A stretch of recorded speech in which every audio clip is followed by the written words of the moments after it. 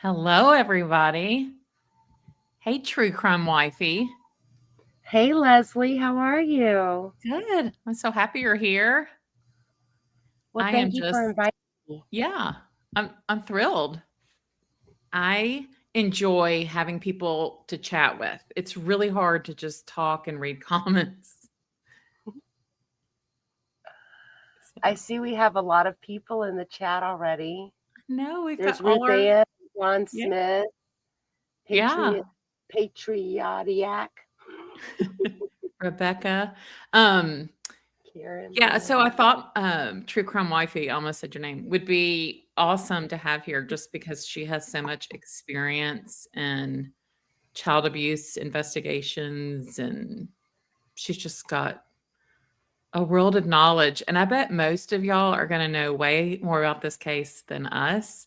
Um, as luck would have it, right when I had to go do some work this afternoon, like he was arrested. So, I've been trying to get caught up. Have you followed it a lot, True Crime Wifey? I've been following it here and there. I have to tell you, I'm a little bit shocked that it was the ex-husband Mhm.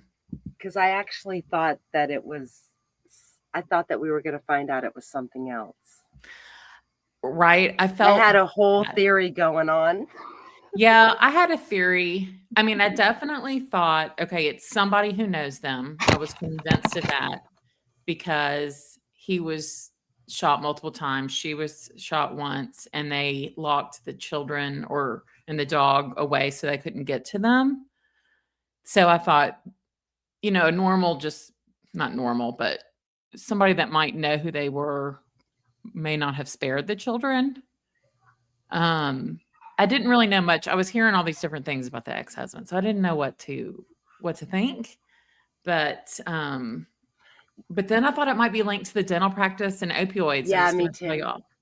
Yeah, I Um, thought it was the dental practice or like some sort of like fraud and like Spencer, everyone talking about what a great guy he was, like he's yeah, discovered something. Like I hmm like yeah, cuz I also like think about how I truly believe that like Charlie Adelson and the Adelson Institute and Harvey, like I think that that was right. like a lot of fraud going I know. on, like I'm a like, little tiny dental practice making like upwards to 3 to 4 5 million mhm. dollars a year. Like, come on.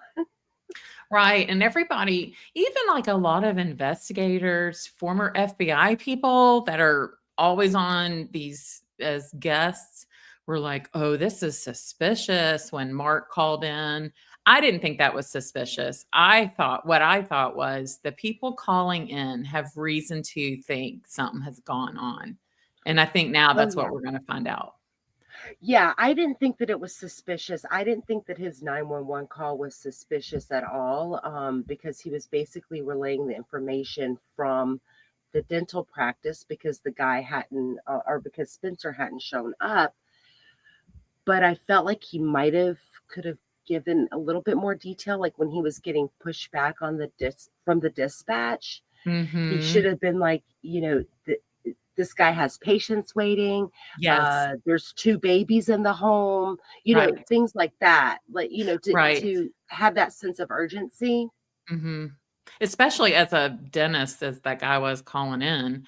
But I will say, like, if you've ever had to call 911, it is a little like it's you're nervous.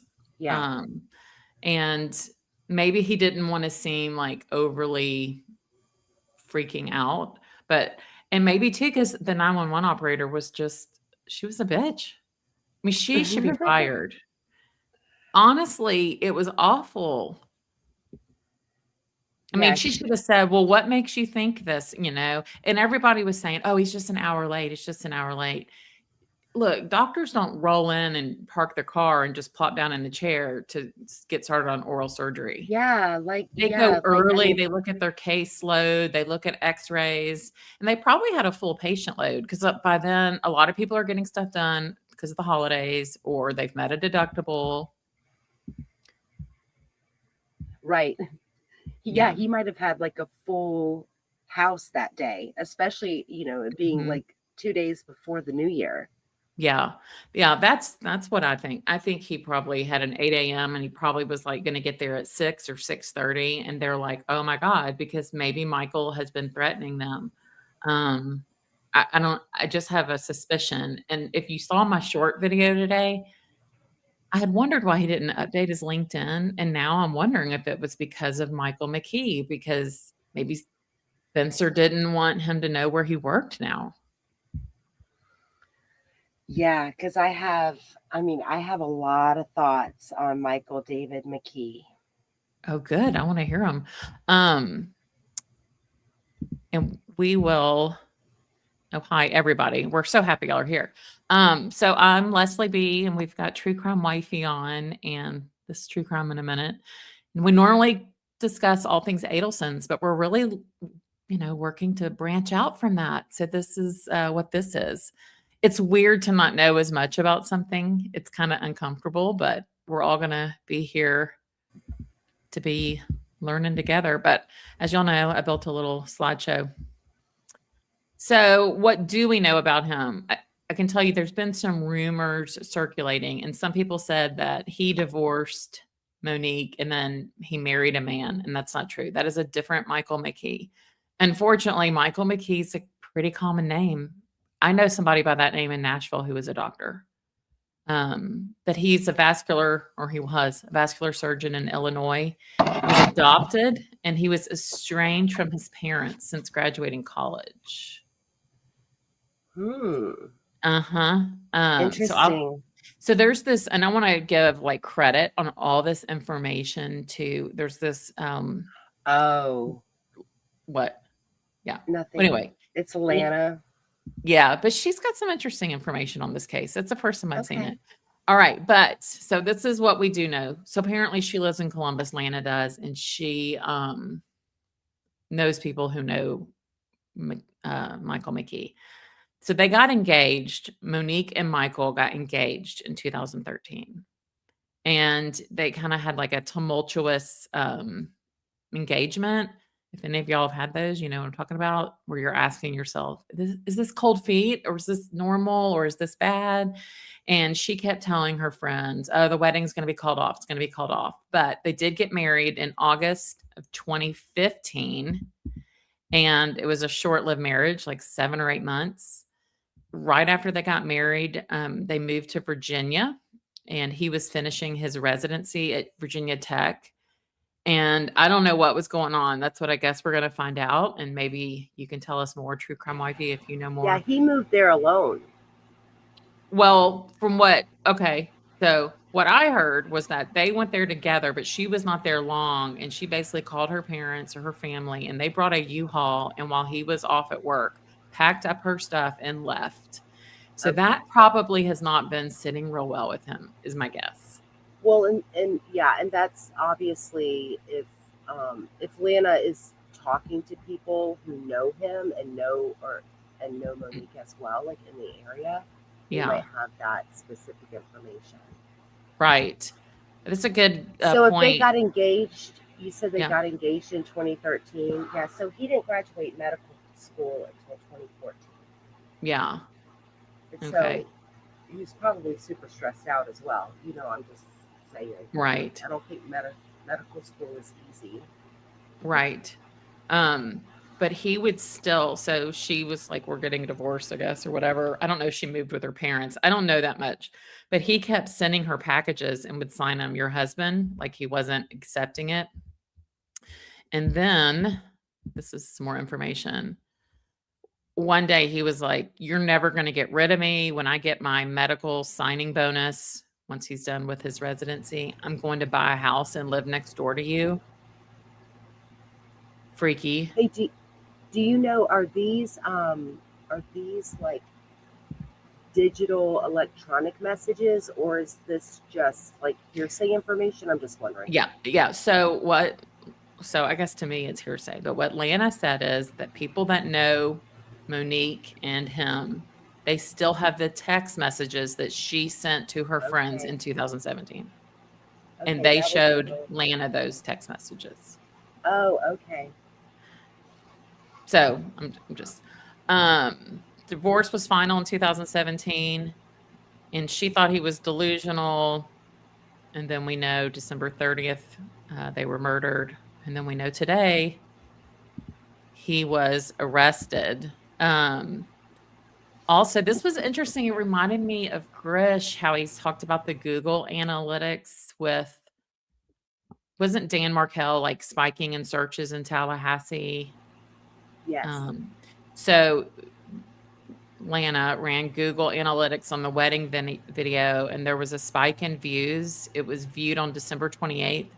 I personally found it a little odd that the wedding video was just out there public on YouTube. It was beautiful, but it almost seemed like a TV, like so produced so perfectly. You can do a private link. Monique Well, and well, is Spencer have been that Googling. his? Yeah, go ahead. Is that the like Spencer's brother-in-law, the one that's Mhm. married to Spencer's sister? Right. I forget his name. Rob, I think. Yeah, Rob, something with the M. neglect, or yeah.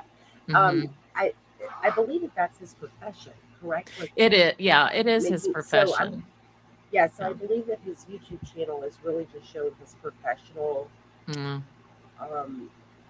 I guess, skills. So, I Yeah. mean, I did not see, like, I haven't been on his channel, so I don't know if his channel is filled with a lot of professional footage like that, Mhm. or did he say, hey, this is my wife's True. brother's wedding? Like, what? Like, Yeah, I don't know what it says on YouTube on his channel. that's true. I don't know either, but if Michael McKee had been threatening them or anything in any way, I would have been like, yeah, I don't want that video out there. Okay, Midwest Granny, I want to know more about this. I've been seeing some headlines, but I haven't researched Yes.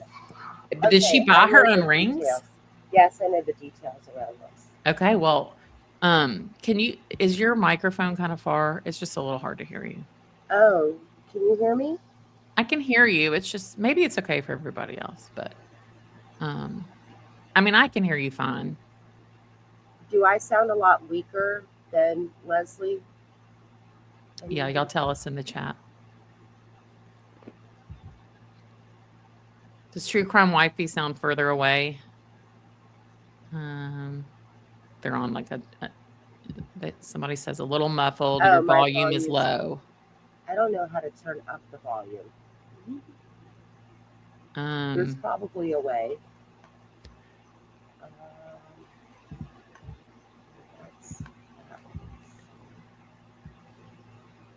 So Mia says you sound like you're underwater. She was all excited. She got new headphones. I don't. Oh wait, whatever you just did, it's like scraping against something. Okay. Okay, hang on. Let me. Oh, that is so much better right there. Okay. I'm gonna trade out. I have. Hold on. Okay.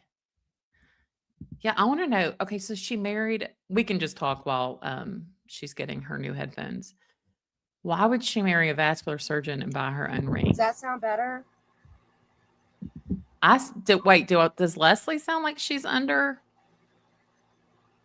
Wait, hold on. Now, Patricia Burns said I sound like I'm under a duvet. Oh. But okay, y'all tell us. Can you hear me better now? I mean, I can hear you. Okay, how about this? That's really a lot better right there. Okay. I'll pin my lapel mic on me. Okay, yeah, that's much better. Okay. I think they tagged True Crime in a minute and they meant to tag you. You know, our names are very similar. Oh, okay. Cat Ride says much better, wifey. Okay. All right. I'm sorry about that. You're good. Go. So tell us what you know about the rings. Okay, so they got married in August 22nd, 2015. They got legally separated in March of 2016. So 7 months after the wedding. Wow.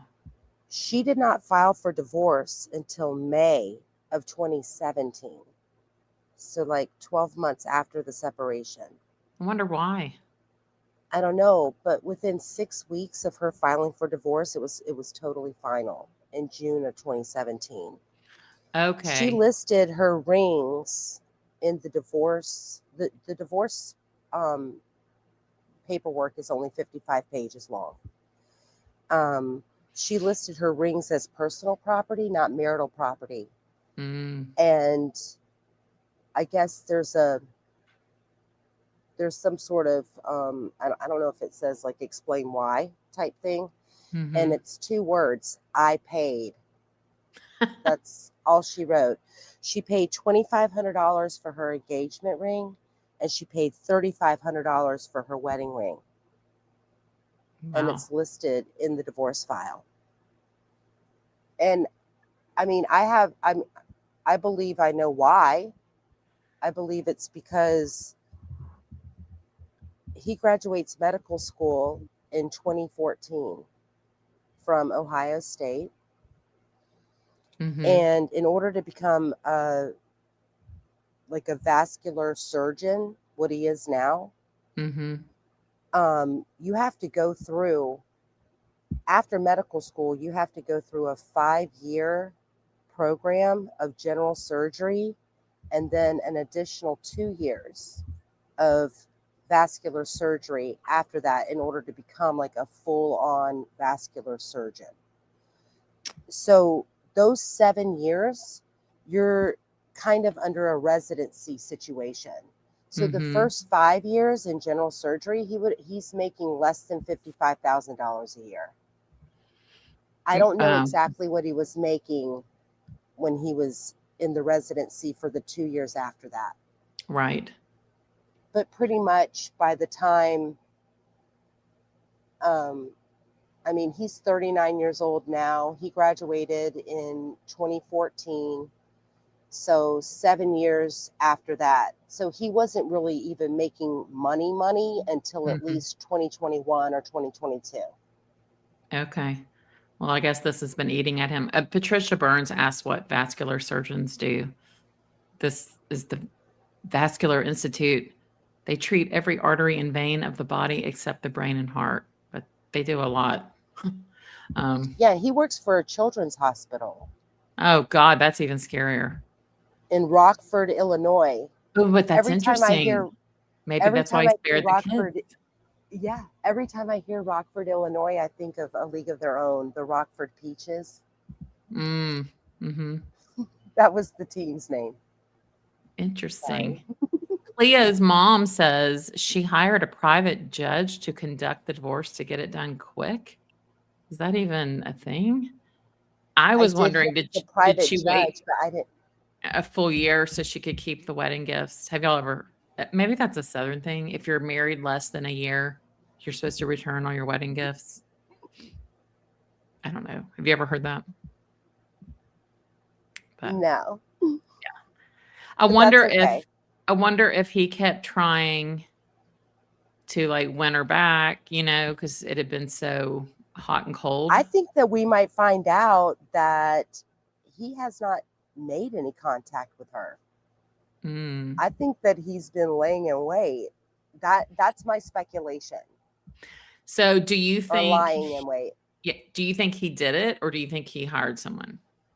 Oh no, he did it because the neighborhood surveillance. Like I know that Mhm. we just saw like one photograph, but the police spotted his vehicle from other neighbors' surveillance. It Mhm. was in the neighborhood before the shooting and then Mhm. leaves the neighborhood after the shooting, and they traced it all the way back and found the same exact vehicle with the same license plate in Rockford, Illinois. And He was it drove a his own car. rental? Oh, it No, did. it was his Oh, own car, like registered to him. wow, what an idiot. And Yeah, baby license plate Renee, readers. you said you heard he couldn't pass the board. So I've heard that, but then I've heard other people say, "No, that's not true." So I don't know um what's true or what's not Well, with that. so okay, so let's think about this. He's 39 years old, and 39 years old right now. Let's just say he's about to turn 40. So that makes him class of 2004 or so, from high Mhm. school. So he's 18 years old in 2004. Right. Yep. And then you have to go through, um, wait, hang on, where's it at? You have to go through 4 years of undergraduate and then 4 years Mhm. of medical school. So 2004 plus 8 is 2012, but he didn't graduate medical school until 2014. So there were some hiccups and bumps in Oh, there I can't wait to a little hear. bit. Um, Time interesting. wise, time Yeah. wise. This is some more information that she gave on YouTube. I Okay. told y'all he was adopted. Small private Catholic high school. Apparently, he was just always a really good student. Monique met him at Ohio State, Mm-hmm. and this is not the Mike McKee that married a man. But this is like the timeline of the 30th. So that Mark guy called at 8:58. But then I wanted to go down to maybe it's the next one. Yeah, when the police arrived, they took note that the back door was open because they were already their friends were in there. And one of the officers, there's a lady that she has an app. It's not a scanner app, but it's something where it gets the radio talk between officers. And somebody says, there is a camera at the intersection of 4th and 8th, and it is directly facing their house. We need it checked. So I wonder if that's what got his car, because it was, they said, straight on the house. Um, mm-mm-mm. Oh, how do y'all think? So people were like, oh, she must have opened the door to let him in, but I don't think so because they were killed in their bedroom. I think he just broke in or got in somehow. What do you Yeah, I think? mean, he might have snuck in at some Mhm. point. I don't know how he got in. They obviously didn't have their alarm set. Right? I know. When I went back and looked at the listing for when they bought the house in 2020, it didn't even list an alarm. Like, I'm sure it had one, but and as much as they said people come and go from this house, I don't I just don't think it would be that hard to break into it. It didn't look that hard. I mean, with the basement area and I don't know, etiquette question. Yeah. Um, so what does everybody else think? Y'all, how do you think he got in there? Yeah, Rebecca, that's right. License tag readers showed his car. I mean, didn't they track him all the way to Illinois? Isn't it? It's like a 6-hour drive or something. Is that what you heard? So do we know for sure it's Alley Man? Did Mike McKee walk kind of with a pigeon toe? Because didn't you feel like he walked like a pigeon toed person? Yeah, he walked very oddly. I'm wondering, well, it was also super icy, so I don't know if he was just trying to be careful. Maybe that's not his Mm, normal gait. I'm not sure. that's true. But yeah, he did walk Yeah. like with his toes pointed inwards. Yeah. And they said, and maybe he did that on purpose, you know? Um, some people were speculating maybe the police put that out there that, oh, they want this person of interest between 2 and 5 a.m. because I think they knew it was him pretty early on. I mean, don't you know they were all like, "Oh, it's him," family and friends, but they didn't want to slip up. That's why they didn't tell us anything. Hmm. Yeah. Mia, people need to understand surveillance is everywhere. It's not like the old days. It's so true. You can't get away with anything. Even if you have Well, your phone not on, I mean, it's probably still ways they can find out stuff. um, neighborhood surveillance is what spotted his vehicle, and it was the neighbors' Okay. surveillance cameras. I don't know about the police cam. I mean, we might find out information about that later, Mhm. but sometimes those are dummy cams. Yeah. Yeah. That would be like the government to go to the trouble to install a dummy cam, right? But supposedly in Columbus, they have a lot of cameras all over. Oh, somebody, Renee, it was you. Let me pull that up. Sent me a crime map. Um, let me find it. Just give me a second. You can talk. Renee Yeah, sent I it to don't me. believe that they let him in. I think somehow he got in. Um, yeah, I do too. I mean, they wouldn't let him in, and then I'll end up in his bedroom. I mean, her bedroom, their Yeah. bedroom. Like Christine R says, no way they let him in. He was a threat. Mhm. Plus, it was the middle of the night and they would protect their children. Mhm. Yeah, I don't know. Like, did she know he was a threat? That's what I'm wondering. Right?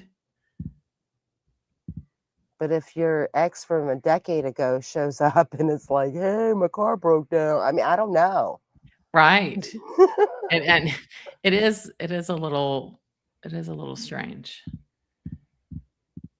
I gotta figure out how to pull this map up. I have it on my email, but I don't want to pull my email up. I'll figure it out. Just give me a second. Ain't no holla back girl says, I keep saying check the baby monitors for audio. That's a great point. Yeah, I never had baby monitors that recorded or that were hooked up to anything. They were just in the baby's room and we had the receiver. Like we had the Yeah. video. But I also would not have ever purchased one that was hooked up to anything. Because I will I heard all also kinds of bad, all kinds of scary stories about how like people can interfere. Yeah. Like babies can like hear someone talking to them and it's not anyone in the house.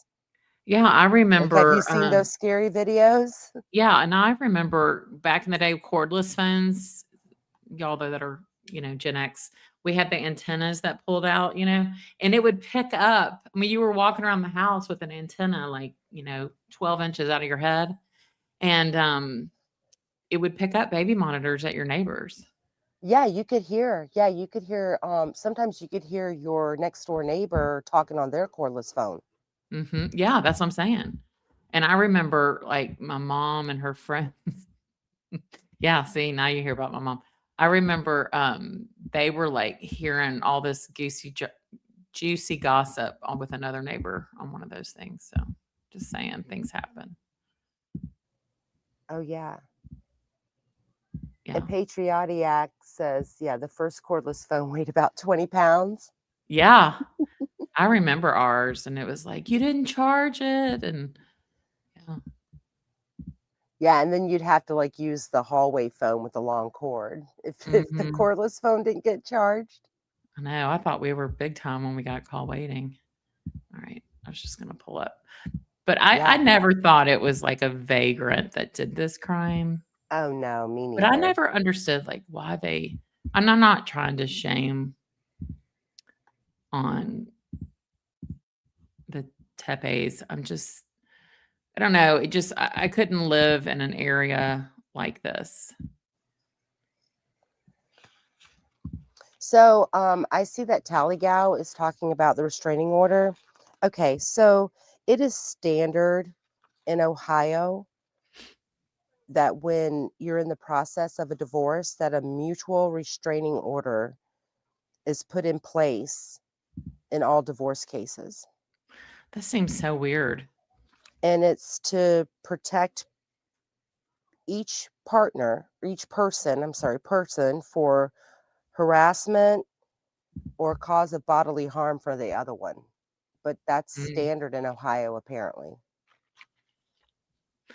Um, and Tallygal and Jack in the Force. No, he did not marry a transgender woman. That was a different Michael McKee. Like I said, it's a common name, but I think, in fact, STS, when they were interviewing somebody today, they asked about that, and it wasn't him. I think though he's obviously been eaten up with like jealousy. I mean, do you think he's been thinking about this since she left him that day with the U-Haul? Yeah. Mm-hmm. Or once, like apparently I don't know how long he's actually been practicing, Mm-hmm. like fully and making like a full paycheck on his own, but he lives in a huge, like he lives in like a skyrise apartment. Oh, the one on Um, Lincoln yeah, Drive. the one at 2100 North Mm-hmm. Lincoln Park West. It Mm-hmm. overlooks Lake Michigan. Like Yeah. his apartment is on Zillow. Here. Yeah. It's in Chicago. So did we think he How came home for the holidays and was like livid and he snapped? I don't know. He grew up in Zanesville, Ohio, Mm. and How far is that? that's I don't know how far it is, but it's in Muskingum County. Mm-hmm. And every time I hear Zanesville, Ohio, I mean, I just remember like it's famous for that huge like exotic animal farm. Do you know what I'm talking about? Yes. Like in 2011 when like the owner like killed himself and then let all the lions, tigers, and bears loose. Yes. Yes. Yeah. Is this the building you saw on Zillow? Um, It's like older. is this one on Lake Michigan? Mm, no, I'll find it. It's pretty, but it's older. Well, there's the pool in Lake Michigan. It's no icon. Sorry. I just couldn't resist. Yeah, so did he break into the house? So I think it's weird. Somebody asked about the dog that the golden doodle was in the room with a kid or both the kids. Y'all know dogs don't sleep in kids' bedrooms. I mean, our dogs sleep in our bedroom. So then did they get scared? Did he threaten them, like point a gun? I think something kind of went down. I don't think he just walked in and shot him in bed because they said Spencer was half in the bed and half not. So that tells me like he was getting out of the bed. Well, and we still don't know exactly where she was, but I It believe that we're going to She find was out in the that she's in bedroom the too. bedroom. Yeah, She she was was in in, the bedroom too. Okay. mhm. And they were in pajamas. Yeah. So So he shot, I mean, I'm thinking that he shot her first and then he probably had a silencer. yeah, that's what I was wondering. I mean, I know that they found the shells, they found 3 shells, but I believe that we're going to find out that Spencer was shot more than just 2 times. I Yeah. think that he might have collected shells, but not all of them. That's just my opinion, speculation. Mm, Yeah, Taterbug says he was probably trolling their social media since they got married and kids, and it's the holidays and he's alone. mhm. Yeah. This this map here is what Renee sent me. That is the crime in that area. Of course, when you are, covering true crime, and I was halfway through a new video that I was going to finish tonight, and then he was arrested. So there's really no need for the video. But I just can't imagine having a young family in that area. Yeah, baby doll, I agree with you. Monique could have begged not to hurt the kids. That's kind of what I think. I feel like there was something like that, and then he got the dog out of there. I don't know. I have a feeling. I don't know if we'll ever know. Well, yeah, I think Mm, that the children were already in the bed. Like, I think that they were already down. I in mean, their I don't know room. what Yeah. time. Yeah, I think that they were already in the bed. Oh, I The agree. older one's 4, the younger Mhm. one's 17 months old. Mhm. That child would have been in a crib, Mhm. and I'll guarantee you that child or the baby was still in the crib when Yep. the friend came in, I know when you because can hear um, that baby yeah, crying. Oh, yeah, it's you can awful. hear, because the baby wants out, like, and Mhm. usually, yeah, usually, how, like, when your baby's an infant, you have the crib mattress, like, on the top level, right? But, like, Mhm. as they're getting older and as they're able to stand up in their crib, then you lower it down. And Right. pretty much, like, when they start climbing out at 22 to Mhm. 24 months is when they go to the toddler bed, right? Yeah. Once they're able to, like, crawl out on their own. So that baby wouldn't have been able to crawl out on their own. And I don't know, I don't believe that the 4-year-old was locked in her room.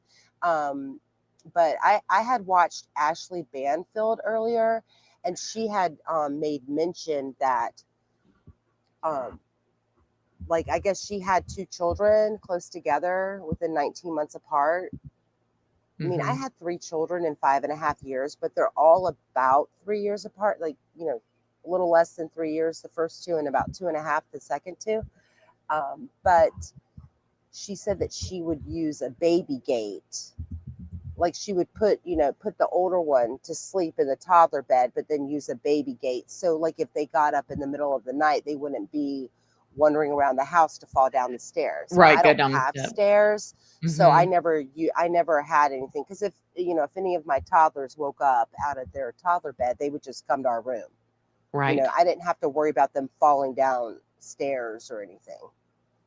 But they were all on one floor. The mom, and I'm sorry, Monique and Spencer, and the 2 children, they were all on the same floor, Yeah, they were on the like their top floor. bedrooms. Mhm. Mm-hmm.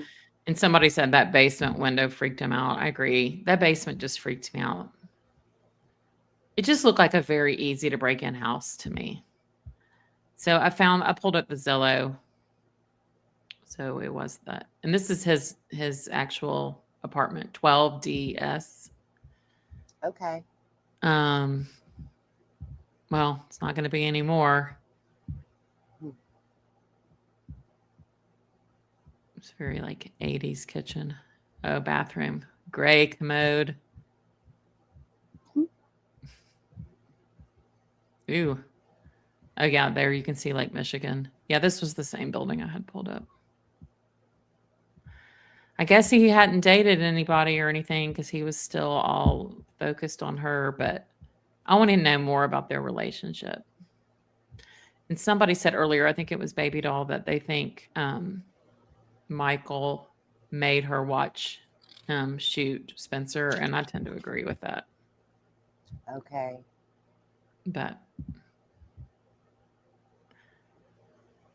Christine says no way they let him in. He was a threat. Middle of the night, right? Like somebody's knocking at your door at 3 a.m. or 4 a.m. You're not letting them in. No. Yeah, Izzy says, did this guy think he'd get away with it? Right? I think it's pretty much impossible to get away with anything these days. Here for today, what's a good type of door lock? Well, Deadbolts. yeah, deadbolts. I was going to say something that rhymed with lock. Can you say Glock? I don't know if I can say that on here, but um, yeah, I wonder, did they even have a weapon? Oh, that's a good one, Baby Doll. Do y'all think he was the guy who was banging on a neighbor's door the few weeks before? Mm. Apparently, that was somewhere. That was like a 3-minute walk away. Mm, So that was somewhere in another area. I don't know. I yeah. don't think that 911 call has anything to do with it. And the police chief came out and said that, the 911 call from April, Hmm. where there's a woman who's emotional and upset, Yes. and they don't go check on her, which is odd because Right. But I believe it was the police chief said that that call might not have necessarily come from inside that home, because the 911 pings could be from anywhere from like 30 to 50 meters away Mm. from the location that they believe it happened at. Mm-hmm. So it could have been a neighbor that Right. wasn't at their house for a party in the middle of the week. I mean, When she said something about her man or something. Yeah. yeah. Yeah, that was, Deidre says you heard they had a Ring camera. I think I saw that in the footage that it looked like there was a Ring camera out of the front door. And did y'all hear about the neighbor across the street? His name is Eddie Zhang, Zhang. And they asked him, and he said that he turns off his Ring camera recording at night. I was like, well, that is suspicious. Uh, Who does what's the that? purpose? I don't know. What's the purpose of having I it? don't know. But maybe, like, it drove him nuts because it was always going off. You know how if any of y'all work with people that have Ring camera, I mean, I can be in a meeting and you hear everybody's, like, wind chimes going off, and we're all like, "Oh, you're getting an Amazon package." Um, Patricia Burns, "The door was accessible by key code. They were easy to suss out." Yeah. They coulda maybe not locked the door. I don't know, it's strange. Oh, this one. Riding shotgun. I still can't get past the guy that called it and could see Spencer from the window. Did Spencer let him in and he shot Spencer on the first floor? So when the guy, are you talking about when the guy calls back 911 and he says there's a body? They, I think that was Alex Ditty, Ditty. He and this guy Jeff, who is Cam's husband, and Cam was the dental hygienist, broke in the house. And so at that point, Alex had gone up to the bedroom and they were both in the bedroom. Spencer was half on the bed, kind of half off. So he didn't see him through a window. That's what we were kind of thinking because they had edited so many of the 911 calls, it was hard to figure it out. Clea's mom, since he had known Monique for so long, do you think he would have known her well enough to be able to break the code on the door lock? Oh, like know a code she would use? Yeah, maybe. Well, Yeah. I don't have a key code door lock, so Mhm. let me just ask this question. I don't know if anyone who has one, but like, is it kind of like your cell phone? Like 3 or 4 times someone's trying to figure out the code, it like it ends up Yeah, kind of going like, into locked I don't mode and you can't get in. so we I have mean, I it can't see at someone our sitting house, there. and it's all, like, on the Wi-Fi too, but it tells us when someone's pressing a code. So each of our kids, I mean, they're adults, has their own code, so we know, um, who it is, and we also have cameras, and it pops up on our TV who's at our door, just FYI. But I don't think it does, like, the force lockdown for the wrong code, but it goes beep, beep, like, it's a very loud, like, it definitely wakes me up. Yeah, And you that's can gonna even be program it. Like, key. our housekeeper, hers only works on the day she comes. Um,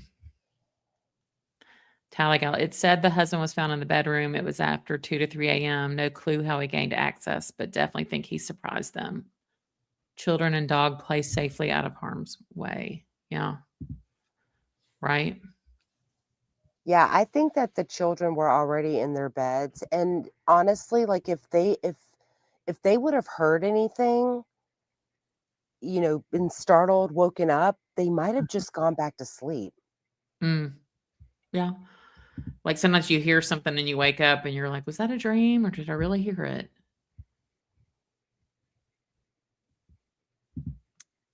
So, yeah, it's suspicious to leave your phone off. Yeah, I was curious, like, did he have his phone on him?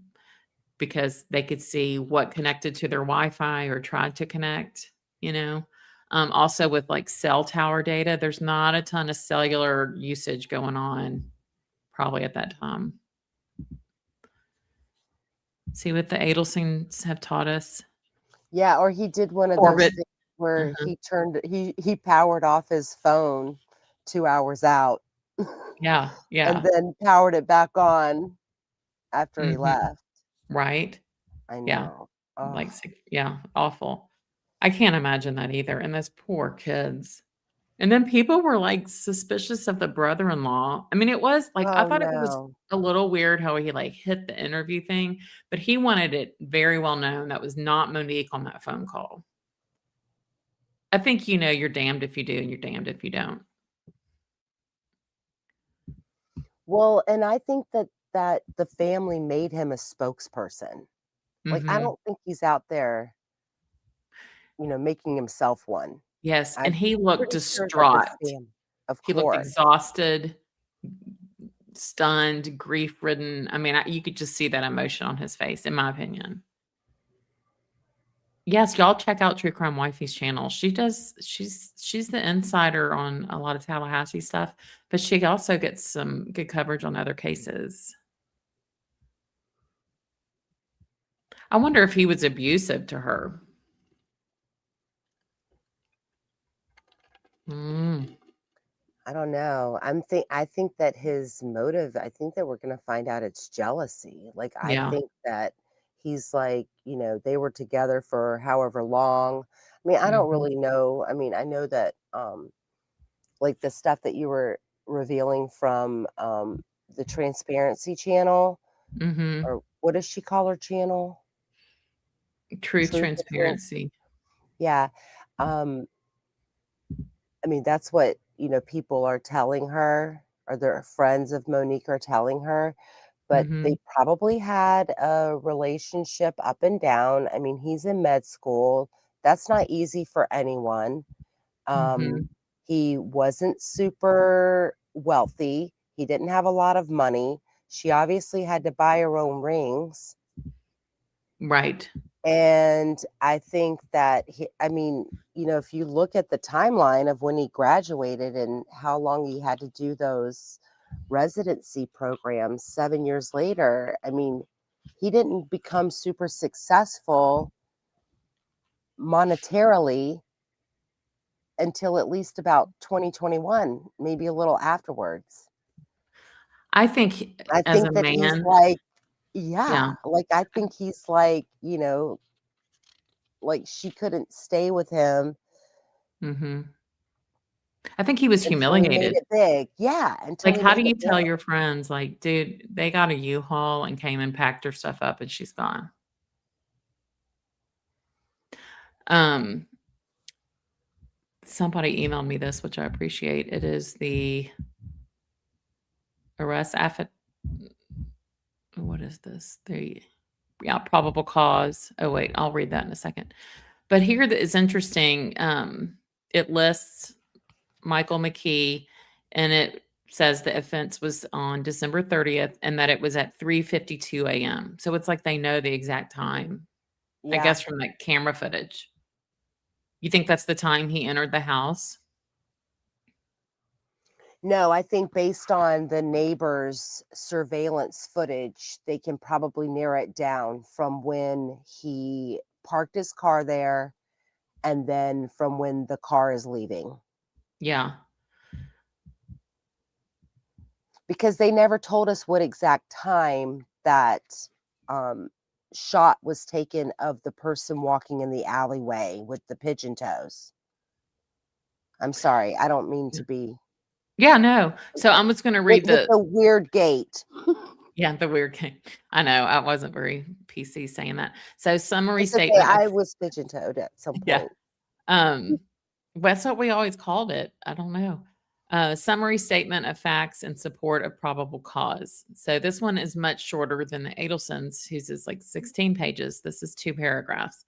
On December 30th, 2025, at 9:57 a.m., Columbus Police Patrol officers were dispatched to 1411 North 4th Street on a check on the well-being of Dr. Spencer Tepe, who had not shown up to work. Officers arrived and found Dr. Tepe and his wife, Monique Tepe, deceased inside, suffering from gunshot wounds. 2 minor children were found inside the home unharmed. Columbus Fire Medic number 7 responded and pronounced both victims deceased at 10:11 a.m. Columbus Police Homicide Unit Team 2 was advised, responded, and initiated an investigation. During the subsequent investigation, detectives were able to identify a suspect through neighborhood video surveillance. This suspect was tracked to a vehicle which arrived just prior to the homicides and left shortly after the homicides. Detectives were able to identify this vehicle further and link it to Michael McKee.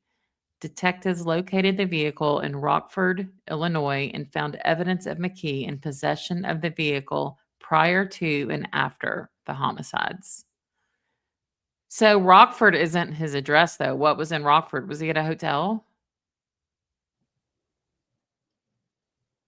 No, Rockford what is that a different address? Is that his work address? No. Possibly. It Wait, just it doesn't tell where they got him today. It just says they were in Rockford, Illinois. Maybe that was his work. I think I had heard he got arrested at work or he was well, taken into custody. he worked at the Children's Hospital in Rockford, Illinois, and Mm, his apartment's in Chicago. right. Okay. So that 3:50 whatever AM, it says they knew when he arrived just prior and then left shortly thereafter. So I guess that's how they got that time. So there might be body cam footage of the perp walk out of the Children's Hospital if they arrested him there.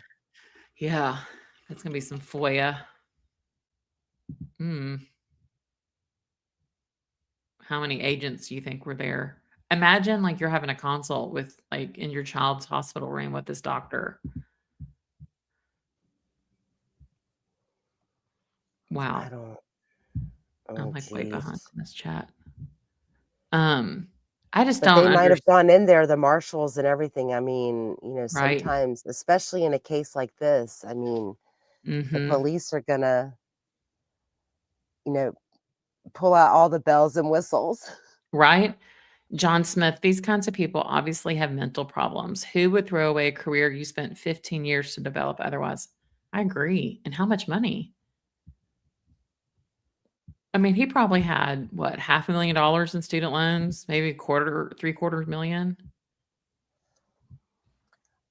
Someone put in chat, and I apologize, I can't remember exactly who. They said that medical school debt is $240,000. So, and that's just medical school, right? Yeah. So one of our friends, he's a transplant surgeon. And I mean, I think he said he was like 35 before he was done with everything. And he said, I think he told me they had $750,000 in debt. Now, I'm sure he recovered that in about 2 years. But I mean, not really, but he's doing fine now, as you can imagine. But that's a lot of money. Well, and you might also go into additional debt when you're doing these residencies that are required while you're Mhm. making so little money, but you get accepted to a residency in a certain area that, might the cost of living might be more True. than what you're Yeah. making. So then you have to take out loans for that. I mean, banks Yeah. will give you loans for that because they're expecting you to be making a lot more money in a few years. Right. And then they want you to use their credit card and get your mortgage with them. Mhm. Rabbit, rabbit. I wonder if watching the wedding video continuously made him quickly do this or if the decision came first. Yeah, I think it was very planned. I mean, for him to drive 6 hours, I think it's been like stewing on and like building. That's my guess. Baby Renee. I lived in Columbus for 20 years. Very scary, sketchy area, unsafe, and unsuitable for family. Mm. Yeah, there's I mean, just like a block or two away from those houses is real shady. Yeah, I did a Google Street View, and it was prior to their house being built, and it actually showed the house that was there where theirs is now. And I wouldn't there's no way. I mean, I wouldn't even, because when you got little kids, you go on walks, you put them in a stroller, you wanna be outside, like, blowing bubbles. I just don't get it. Oh, Patricia Burns. Yeah, that's well said. The happier she got, the madder he got. Mhm. Hmm. You read that their home was around 800,000? I think I saw it was like 5, but yeah, it's expensive. Yeah, it was $500,000 when they bought it in 2020, and now the estimated value is over 750. Wow. Well, what do you think's gonna be the value now? Hmm. I don't Mm, know. mm. They should level it. 200K. Yeah, right? Yeah, I had heard this about failing boards, and then I heard he didn't. So I don't know. Then I think somebody else wrote it was in a certain state because I saw he also had a Las Vegas address, but then maybe he couldn't pass the Nevada board or something. He was licensed in both Illinois and California. That's like kind of random. Well, I'm assuming that he probably did because when he was in Virginia, that was his 5 years of general surgery. Mm-hmm. And maybe he did his 2 years of cardiovascular surgery residency in California. And Was I that don't not? know how long he's been back in Illinois. Yeah.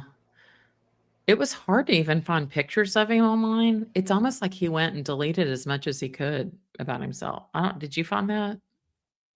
Like there were a lot of images gone from like the medical bios on websites and stuff.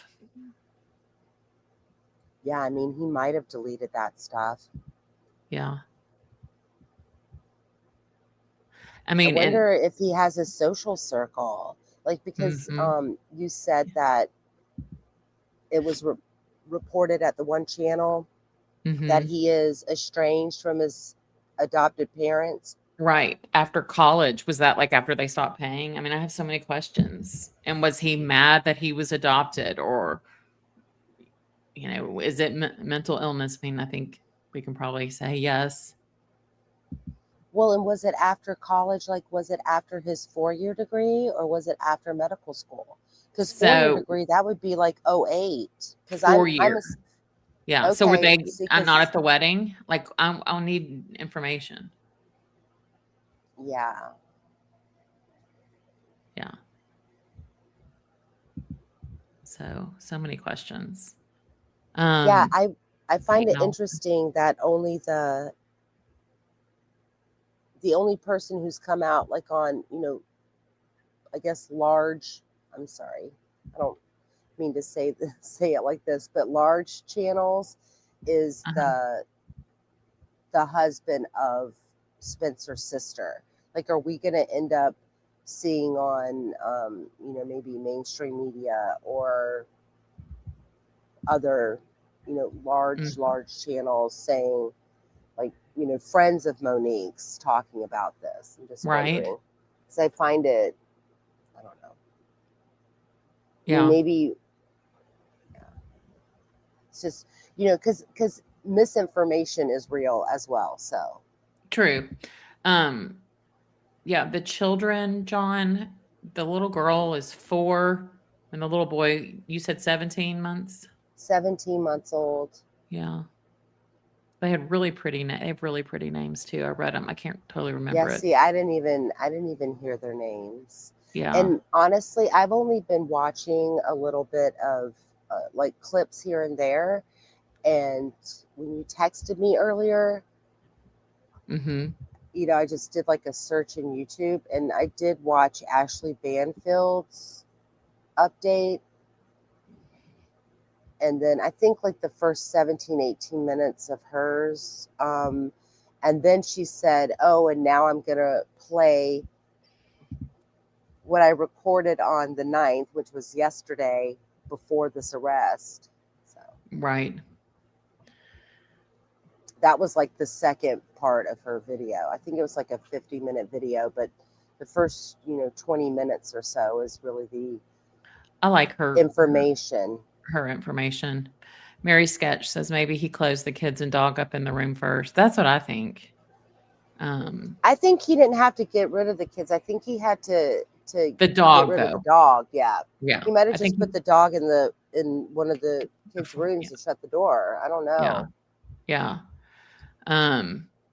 But there's been no report of the dog barking. Karen says maybe he had a recent breakup. Maybe. I mean, I think he has been like almost plotting this or just like burning with rage since the day she left there in the U-Haul. That's my feeling.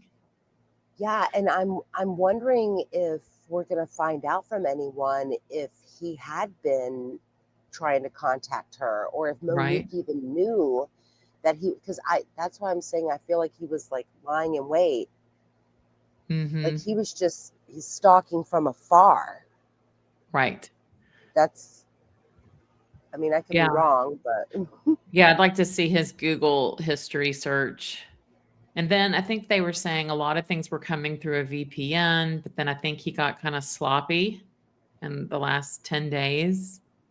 And then some of it went back to his IP address, which I thought was kind of. yeah, but cyber investigators can actually work Mhm. through VPNs Yeah. over time. I think it takes time. I don't know all the details, but Oh, should we John, do you care? Can we take a commercial break and play the adorable song you made? I don't know if I sent it to you, True Crime Wifey. I sent it to Allison. It has great lyrics. Do y'all care? It'll be like a 3-minute. Oh, I wanted to tell y'all. I sent that video, the Dan Markel, the 11-minute one about denied grief. I sent it to Georgia Kappelman, and she wrote me back and she said, "Thank you for sharing." So that made my day. oh, that's so nice. Yeah, I didn't mention the W word because I thought that's a good way to not get a response. I Yeah, just right. commended her and said the YouTube community is so appreciative of the 5 convictions, and we're looking forward to a wonderful 2026. Isn't that good? Mm-hmm. So, all right. What I did hope what did he write a song about? What did John Smith write a song about? he wrote a song that it'll be like my little jingle. It's Oh, about cool. yeah. Y'all want to hear it? Yeah.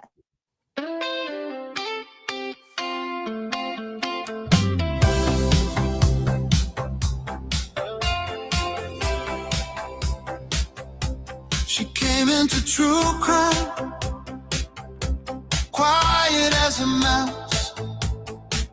Started making short videos while honing her craft. Quickly gaining experience, getting better each day. People began to subscribe to hear what she had to say. Less than a year later, now her channel has grown from 1-minute shorts to lives 2 hours long. Her videos now polished, her guests always informed. She pulls it all off with a bit of southern charm. Leslie B, true crime in a minute. You'll love her content unless you are in it. Leslie B came out of nowhere, now hundreds tune in when she goes on the air.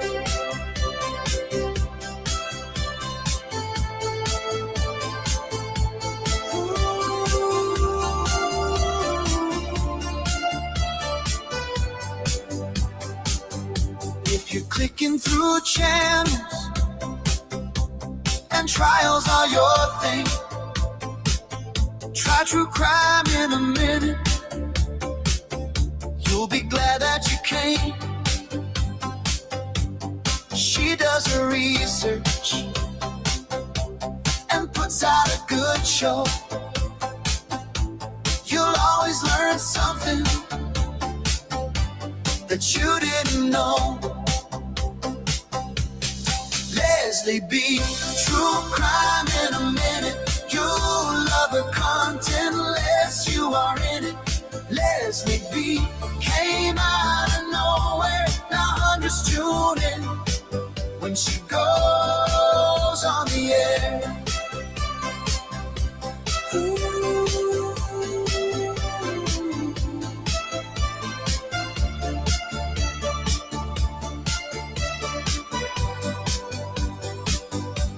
Adelson's Nick Reiner and others in her sights. It fills her days and it fills her nights. Puts out a show with passion burning inside. Just climb on board and hang on for the ride.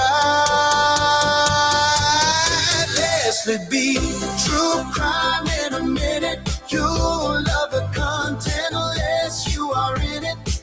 Leslie B came out of nowhere. Now hundreds tune in when she goes on the air.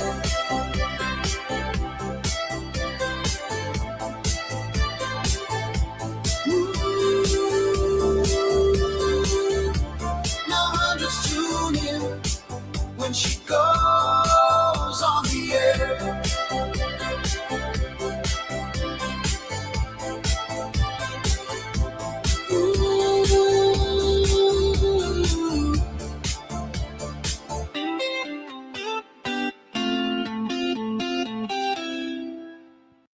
I just love it. Isn't that Oh, fun? that's great. That's It's so so great. cute. I love it. It's so cute. It reminds me a little bit of Michael Bolton at the beginning, and I used to love him in the 80s. John, it's awesome. I love it. I love the one, you'll love her content unless you're in it. That's so good. This is a good question, and I would like for you to tell us, True Crime Wifey, because you have experience dealing with children. Ain't no holla back girl asks, or she says it's crucial they speak to the 4-year-old. I mean, how do they go about that? Well, it would have to be done by like a trained child forensic interviewer. They Mhm. call them something different in every area. Mhm. But I believe that you're going to find out that this 4-year-old didn't know anything. I mean, there's all indications from the uncle. I guess it would be the child's uncle, the Mhm. brother-in-law to Spencer, that they literally had no clue. Like they didn't know anything. But I mean, I Yeah. don't know. I mean, the child did seem verbal. I don't know how far along. 4 Mhm. years. You know, But, like, did or they hear did a they loud just turn bang? 4? I mean, I guess it wouldn't really, I don't Yeah. know. I mean, if they just woke up and then they just went back to sleep, something startled them awake. I mean, they might not even remember that because they're Mhm. still in that, I mean, a gunshot is so loud. I mean, I guess, like you said, did he have a silencer? Because none of the neighbors heard anything either. I mean, and those houses are pretty close together. I Mhm. believe that he had some sort of suppressor. Yeah. Because do you see how close those houses are? I think that you could Yeah. literally like reach Like, out you the could window and stand and touch. Mhm. Yeah, touch the person, the house Yeah. next door. Yeah, they call them tall skinnies. I don't know if y'all have them in Florida or around where you are, but they're all over Yeah. Nashville where people would come in, builders, and buy, like, an old ranch house on a 1-acre lot and level it and build, like, 3 of those. They did the whole regentification. I don't know if Mhm. I'm saying that correctly, but like in like off of Monroe, like right near the Tallahassee Police Department, Mhm. many years ago, and they were, I'm saying they, developers, if you will, were taking one lot, tearing down a single family home that was probably anywhere from like, 3 to 4 bedroom, 1 to 2 bath homes and putting 3 of those tall skinnies Yeah. in one of them, and then basically separating the lot into 3. I So hate then they those. have like these like long rectangular lots, right? So Yeah. it used to be just a regular lot, probably like less than a quarter acre it, Mhm. that the old house used to sit on, and now Right. there's 3. 3 homes Yeah. And I in thought it that, was and like, strange, like on their house, how they had the patio and then they had a detached garage, which in Ohio yeah, with all the snow, wouldn't you want it attached? I yeah, thought that was detached garages are scary to me. yeah, I agree. Um, Jack and the Forest, so they Monique and Michael's divorce was final in 2017, and she married Spencer in 2020, I think. Yes. Um, yeah, you ain't no hollaback girl. You think he had been maybe in the area watching their coming and goings, like knowing he went early? Yeah. Yeah, I'm wondering like what social media Spencer and Monique had, and if you know how sometimes even if you're like, well, I mean, okay, I'm not on any social media, y'all, okay? Mhm. I'm except for YouTube. But I mean, I have friends that are on Facebook, and even if they're not a friend of another person on Facebook, I'm sorry, even if they're not friends with a certain person on Facebook, but they're friends with someone who is a friend on that Facebook page, they can still see things. Mm. Do you Right. know what I'm Like saying? a friend of a friend, yeah. A friend of a friend, like they can, so I don't know how Mhm. like Instagram, I don't know if, Monique is, like, is she, are they posting I don't think she their was. whereabouts? I Okay. think her Facebook was in her maiden name. I think that's what I heard. I don't know. I'm not on Facebook either. Yeah, but But he's gonna know her maiden name. right. But I don't think she was like actively posting. And I think she still, from what I've seen on other YouTube channels, she still had old pictures of when they were together, which is Oh. weird. Yeah. YB's asking, how did the 911 caller see the father's body? It's been learned now that the 911 caller actually went inside the home. He wasn't on he wasn't outside of a window or anything. He was Yeah. actually inside the home. Yeah. I think it was just confusing the way because they were playing like some of the 911 calls together in a string. And I think one of them was a guy named Jeff, and another one was a guy named Alex Ditty, Ditty. And so that was kind of confusing as well. But like everybody was on high alert. I have so Yeah, many because questions. I mean people were relying upon him, Hmm. and he was, you know, Yeah. But for the super dental hygienist to get into responsible. her And car and drive to the house over an hour away, that's like, it's more than just, "Oh, is he okay?" It's like, "What's going on?" In my opinion. well, yeah, and they just knew, I mean, the big boss is out of town, he's in charge, he's super Mhm. responsible, he's gonna be there early like you were saying. Right. And people were, like, saying, "Oh, he's suspicious, this is," but he said to the 911 lady that was so God, she was rude. I want them to put her on TV. I wanna see what she looks like. And, they asked her, or she said he said, "Have there been any car wrecks? Are there any reports?" And she's like, "No." I mean, he just I acts know. like, but I'm with you. I wish he had said, "He's a dentist. He has patience. This isn't like him. He always There's arrives babies early." in the house. Yeah, Well, there's and yeah. he did say we can't get in touch with his wife, and that's even more concerning. Yes. Yes. Mm. I just feel, like, awful for everybody. But I have Like a this feeling this guy's remember just been brewing. remember when, Ruth told her uncle that Dan had been shot, and he said, "It was the in-laws." Remember? Well, Yes, it's he in her pounded book. his It's hands. it's written in her book. And, That's what I imagine when they found out this had happened. I bet they were like, "It's her ex." I just have a feeling. You think? But I mean, his mug shot to me. Oh, This his my. mugshot I mean, does not y'all. look like the other pictures of him online. No, I I mean, mean, look at he that. looks Looks like Lee Harvey deranged. Oswald. Yeah, Are those his deranged. glasses? Or those jail glasses? I mean, those are like, I guess, like a retro Wayfarer. I agree. I think they knew there was something with him. And I do think that's why he didn't update his LinkedIn. That's just my opinion. They probably didn't want to move out of that house because it was sentimental and they got married there.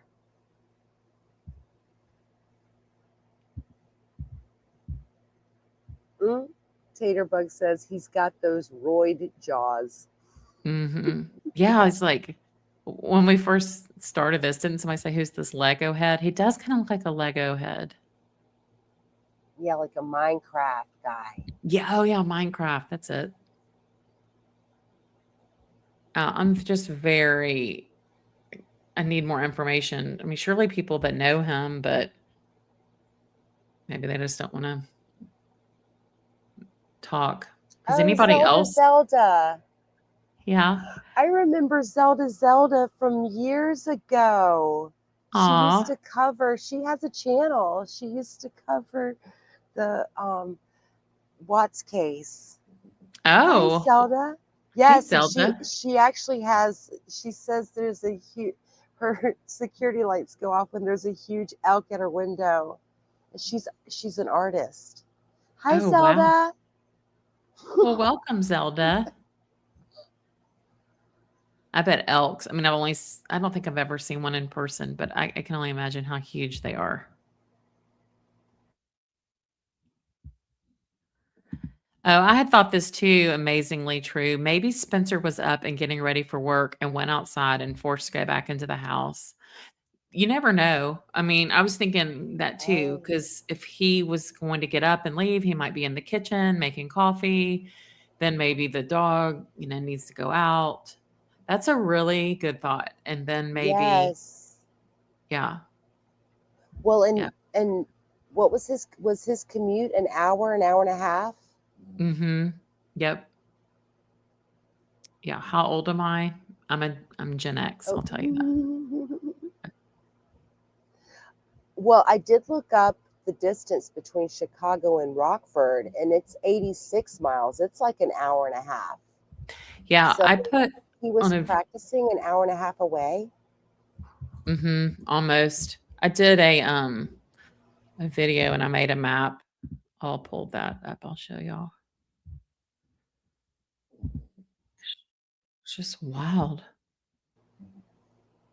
I apologize. I can't keep up with all the content that you put out. I Don't didn't see apologize. I that. know I make a lot, but I just was like, you know what? Not everybody sees everything. So, are y'all? Yeah. So see this right here. It says 1 hour and 2 minutes, but that was when I made this map. It was at night, so there wasn't much traffic, right? But look how far that is. Oh yeah. Oh, I was talking about Michael McKee. Like Oh. For Rockford. his commute is an hour and a half. Oh, really? Yes. It just creeps me out that he's at a. Oh, yeah. Yeah, it is 86 and a half miles. So why does he have to go that far? Why can't he get a job? And And he does, apparently, he does own, or he is owning that apartment in Chicago. mm-hmm. I'm wondering, oh, you know what? Maybe he's practicing in Rockford New. Like, like maybe we might find out that he's maybe one of those doctors that can't stay in one place very long because of antisocial behavior. Yeah, And maybe he hasn't moved yet. You know what I'm saying? Like maybe his right. last shot. I mean, I don't know. We're going to But Someone's going to dig up. but it tells me they were watching him definitely, because Yeah. like they knew he was at work. Um, Yeah, because mm, they only put out the one photo of the guy in the alley. right. And you notice they cropped out That's what just, time it was. yeah, that's just one image. And they asked, and of course, okay, all those neighbors are like, holy moly, this has happened. They were probably, well, I believe that the police chief said that they were pouring over Yeah. hours and hours and hours of footage. Mm-hmm. I don't know Yeah. how many people they had working on it, because I was thinking like, when is, are they going to get some help? Yeah. I was like, what? They're not saying anything. But then I thought maybe that's a good That's thing. because they know. Yeah. TML fan, no respect, ask age. No, it's fine. The reason for technology, my husband is super techie. So you have to be techie in this house. Okay. Tater says engine at Levy had a dude on today that thinks that he gave them a fake alibi at first, and that's why it took them a minute to circle back and get him. Interesting. I saw a headline somewhere that said fake alibi, but I didn't get to read it. Well, if they talked to him early on, then Hmm. that would have given him A heads up. the opportunity to scrub everything, so when they arrested him and now we're looking him up, we can't find anything. Hmm. Right. Karen, one tiny consolation, he can't plead insanity. Took planning and his actions with the children and dog he knew right from. Oh, for sure. And driving that So far, yeah, yeah. the police report says that it happened at 3:52 a.m. Mhm. I mean, that was a really good speculation that, I'm so I should have paid attention to who said that about, maybe Spencer was going out, like, getting ready, Mhm. and this guy forced him back in. Yeah, who did say that? I'm sorry, I forgot to. When I listen to other people, I'm like, "God, how did they not remember?" And now I see how that happened, so we apologize. I know, I'm so I sorry. know, so sorry. You get all the credit for that. I remember what the picture looks like. Yeah. But that is a good thought because that house had all those windows. It just to me looked very easy to break in. Here for today says someone broke into my locker at the gym and stole my purse. Isn't that the worst feeling? I had my wallet stolen once, like a week before Christmas, and I have never felt so violated. Police said there is a gadget to break those code locks. Oh yeah. Oh yeah. I had thought about that too. Like, will we see that she was like sexually assaulted or anything like that? Um, Patriotic says, "My concern is whether he spent time there torturing them before he killed them. I heard a retired cop talk about how the killer had all night. Horrifying. Oh my god. That scares Oh, that that scares me. that Yeah, turns my stomach. I know. Patricia, on a key code lock, you can dust it with a fine neon powder and use a light source. And the most used keys will hold the powder from the sweat of fingers and make it easy to work out the code. No kidding. Yeah, from the oil of your fingers too, Mm. yeah. Yeah, I mean, you could actually do it with, face powder too, makeup, Oh, I never even thought about that. because then Yeah, you can see what 4 numbers have been pushed, because it's mhm. usually 4 numbers. Yeah, that So let's makes just say it's, like or they're worn. Yeah. true. Top cat, a marriage that short does paint to a point to abuse. Yeah. I mean, definitely to pack a U-Haul and get out of there while he's away, there's something going on. Yeah, Christine, I agree. Trust me, there's a reason someone leaves a spouse without their knowledge. I agree. Riding shotgun. I think he was abusive. She left with her family. Yep.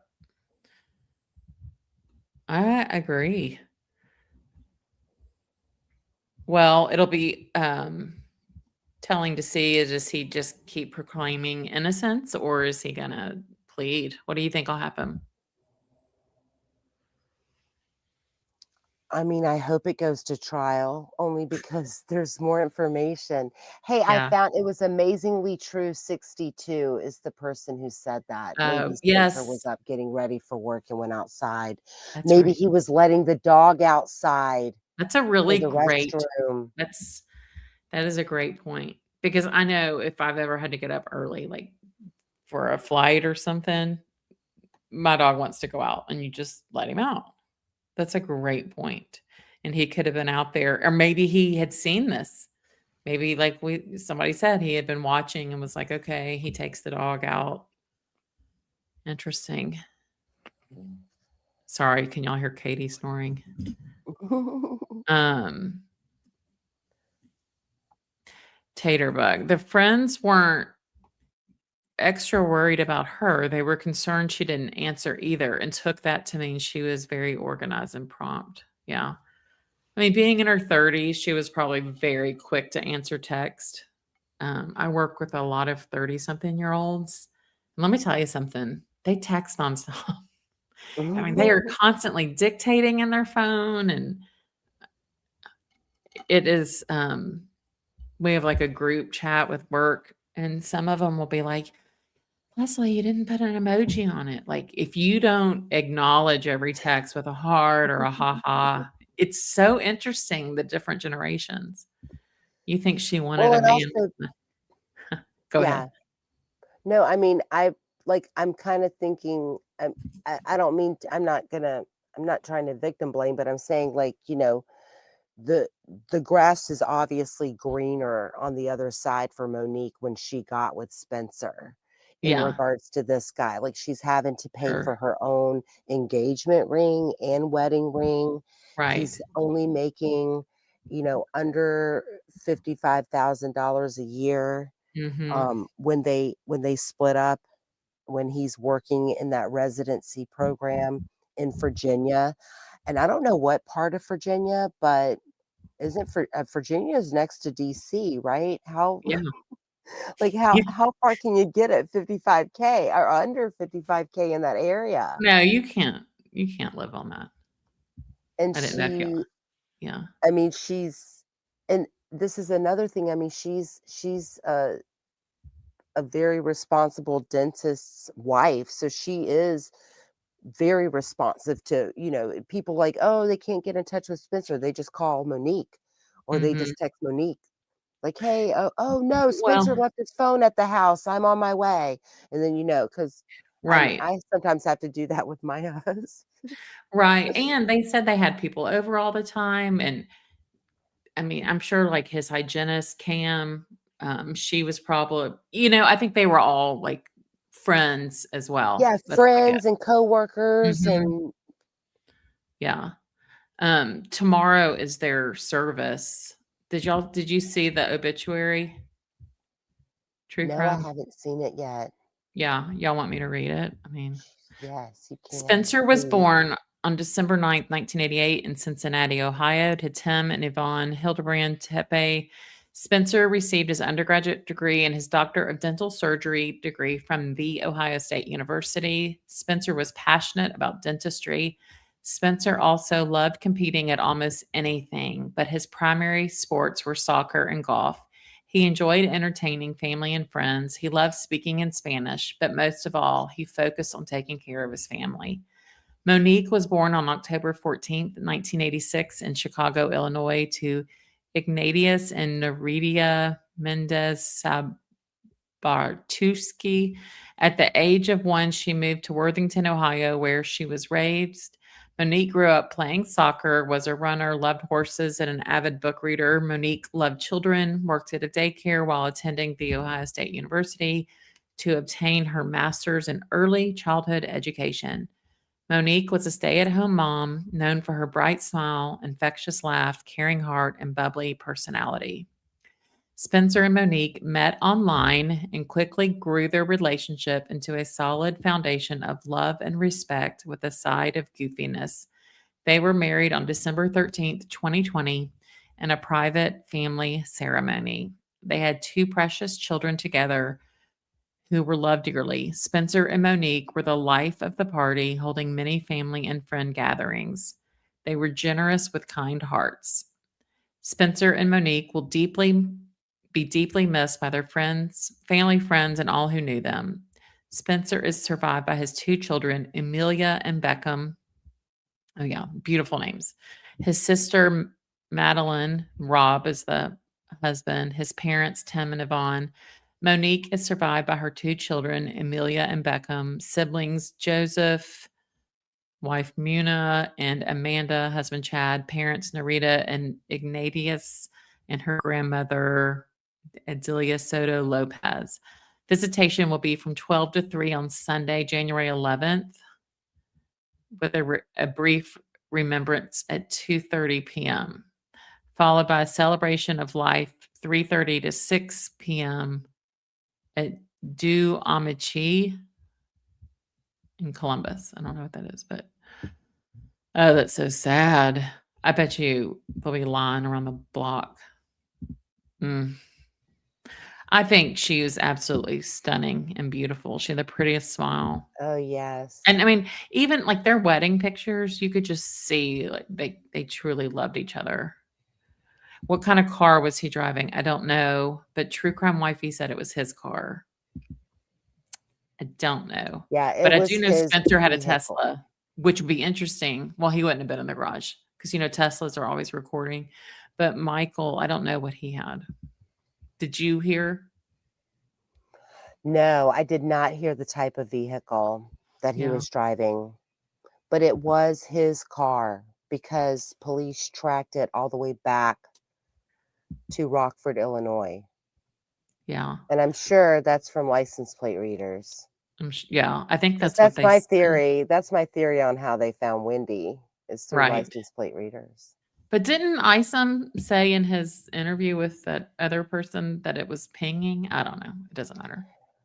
I don't think Michael McKee has children, and I don't think he ever remarried. Yeah, From he what? doesn't have any. Yeah. Yeah, but he always wanted a lot of children. And so I think he was very jealous. I mean, look how beautiful.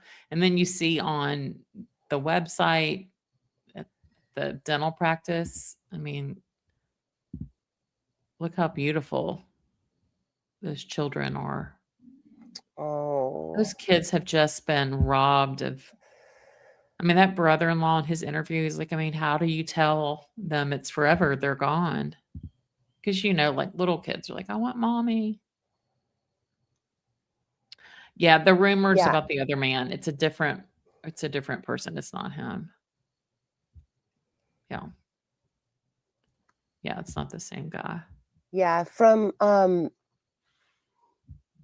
the Isom interview with ML. Mhm. Yep. Mhm. Yeah, like when I was listening to it, I did not hear him specifically say. I do know that there was a YouTuber who put on their Patreon saying that Oh. they were hanging out with Isom and Mhm. he told them that it was the ping. Oh, okay. But yeah, like, well, and I've said this before, and I'm sorry, like I've been losing my voice a little bit, but Oh, I've you're said fine. this before.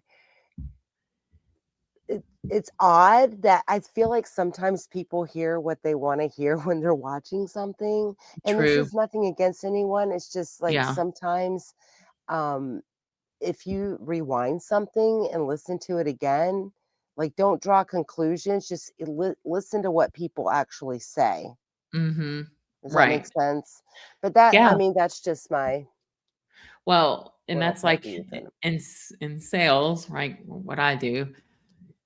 So when you're talking and somebody says something, you're like, so if I'm hearing you correctly, what I'm hearing you say is da da da da. And that way you seek to clarify. Hmm. And it's really important to do that. And that's when somebody's like, no, that's not what I said at all.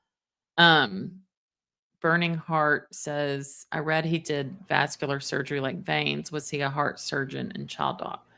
No, they don't do heart surgery, but I'm trying to think what a vascular surgeon would do for kids, but I'm sure there's plenty of things. Just interesting that he would go into peds. You know? Mm-hmm.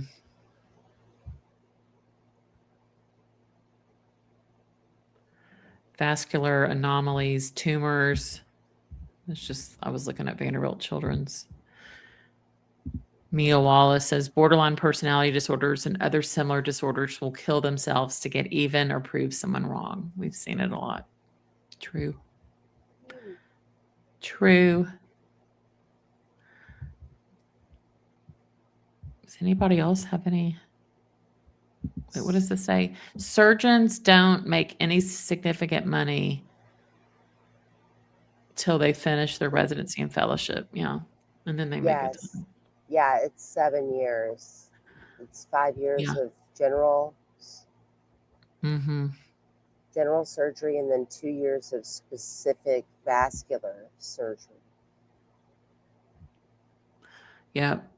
Mia says, remember the female astronaut who drove nonstop in order to kill her romantic rival? Yes. I And don't. or the Who was dependent. that?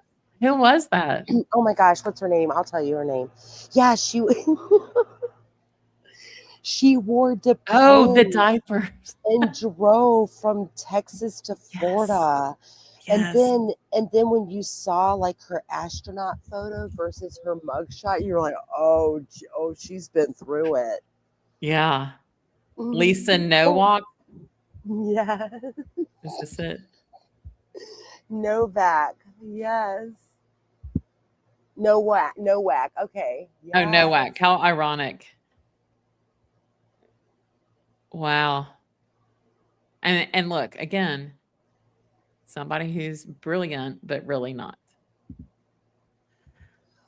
Well, had she gotten away with it, it would have been like the Caitlin Armstrong and the cyclist, the one who killed the gravel racer Mo Wilson, Maureen, or was her name? Her nickname was Mo too. This was in Texas, in Austin. Wow. And then remember, then she got away with it for a little while, and then they found her in Costa Rica, and she had the nose job. Oh, yeah. She different. was. Mm-hmm. I do remember that. Yeah, she and Mo wasn't even actually. I don't know. Her and that Colin guy. I think that they had decided just to be friends, but. Wait a minute. She's not in prison? No, because it didn't go all the way through. I mean, she was sentenced to something. What does it say she was sentenced to? Yeah, I'm looking. She entered a guilty plea to felony burglary and misdemeanor battery as part of a plea deal. Sentenced to 1 year's probation and 2 days already served in jail. Mm-hmm. Wow. Yeah. It says she lives a quiet life in Texas. Stay there. That's messed up. I wonder if she's had any more romantic interests since. Yeah. I think I'd be like, I think I'm good. I think I'm way behind. Yeah. Does anybody know if December 30th had any significance? That's a good question. New Year's Eve could have triggered an inner rage. That's a good point, Karen. Yeah, there wasn't a press conference today, right? I bet you they don't do one tomorrow since the funeral. But I was kind of happy but I was happy they got somebody because, they say a lot of times killers go to the funerals. And as a family, wouldn't you be wondering, are they here? Well, and his arraignment isn't until Monday. Okay.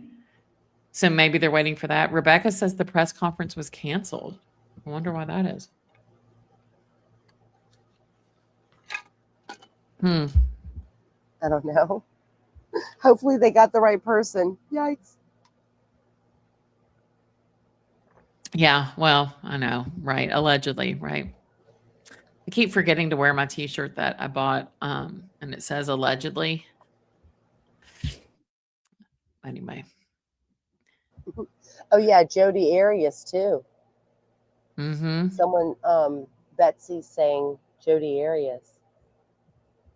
Yeah. Yeah, I mean she traveled with gas cans. Well, so did Lisa Nowak.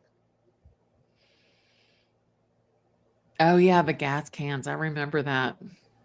Because she was like driving through the desert, right? Yeah. Oh, yeah. I wonder if he gave Spencer bad Google reviews like you were speaking of in one of your shorts. Yeah, that's a good question. I don't remember seeing his name. I think it was mostly women's names, but I'll look. It's interesting. I went and looked at the Google reviews because I thought, somebody might be really mad. I mean, I can't imagine like taking somebody out because you're mad about how much you paid for a cavity filling, but people are crazy. Absolutely crazy. And I guess you can't delete Google reviews. Oh my God, no. So Okay. it Oh, is, that's true. Yeah, we know from you don't have Charlie's. control. It is crazy with Google reviews. I'm very familiar with them. If like there's something that you don't want on there, or the best thing to do is to get it offline, like talk to the people. They have to delete it. You can appeal it with Google, but it goes through like a kind of an arbitration process. But even if you have like a lot of Google reviews, like if you're really trying to get them for your business and a bunch of people write them, they won't publish them all at once. Like they're like, well, some of those might be fake. They have all these policies. Employees can't write them. They're really strict. So Yeah, no, now I'm remembering. Was it from the wiretaps where Charlie Adelson is talking about a bad oh, Yelp review? yeah. Yeah. And he's And like, he's I'm like going to tell her. threatening the person trying What to did get they her. tell him? Like, if you don't delete it, you can get the H out of here or something, but then they'll redo But the if work for free if they yeah, will delete yeah, if it or you something. delete it, if you delete it, we'll fix Yeah. you up real good. Yeah. I mean, God, wouldn't you just love to know all the stuff with them? No, he can't. This guy can't do an insanity defense. There's way too much premeditation. Yeah, I did just read the obituary with their children's names. Mm. So sad. And then, you wonder, like, had they spelled it out, who would get the children? And then I started thinking, oh God, what if her parents get them? And then, Yeah, because a lot of like, times I'm like, follow the money. yeah, and then alienation, like, or is the other side going to get to see him as much?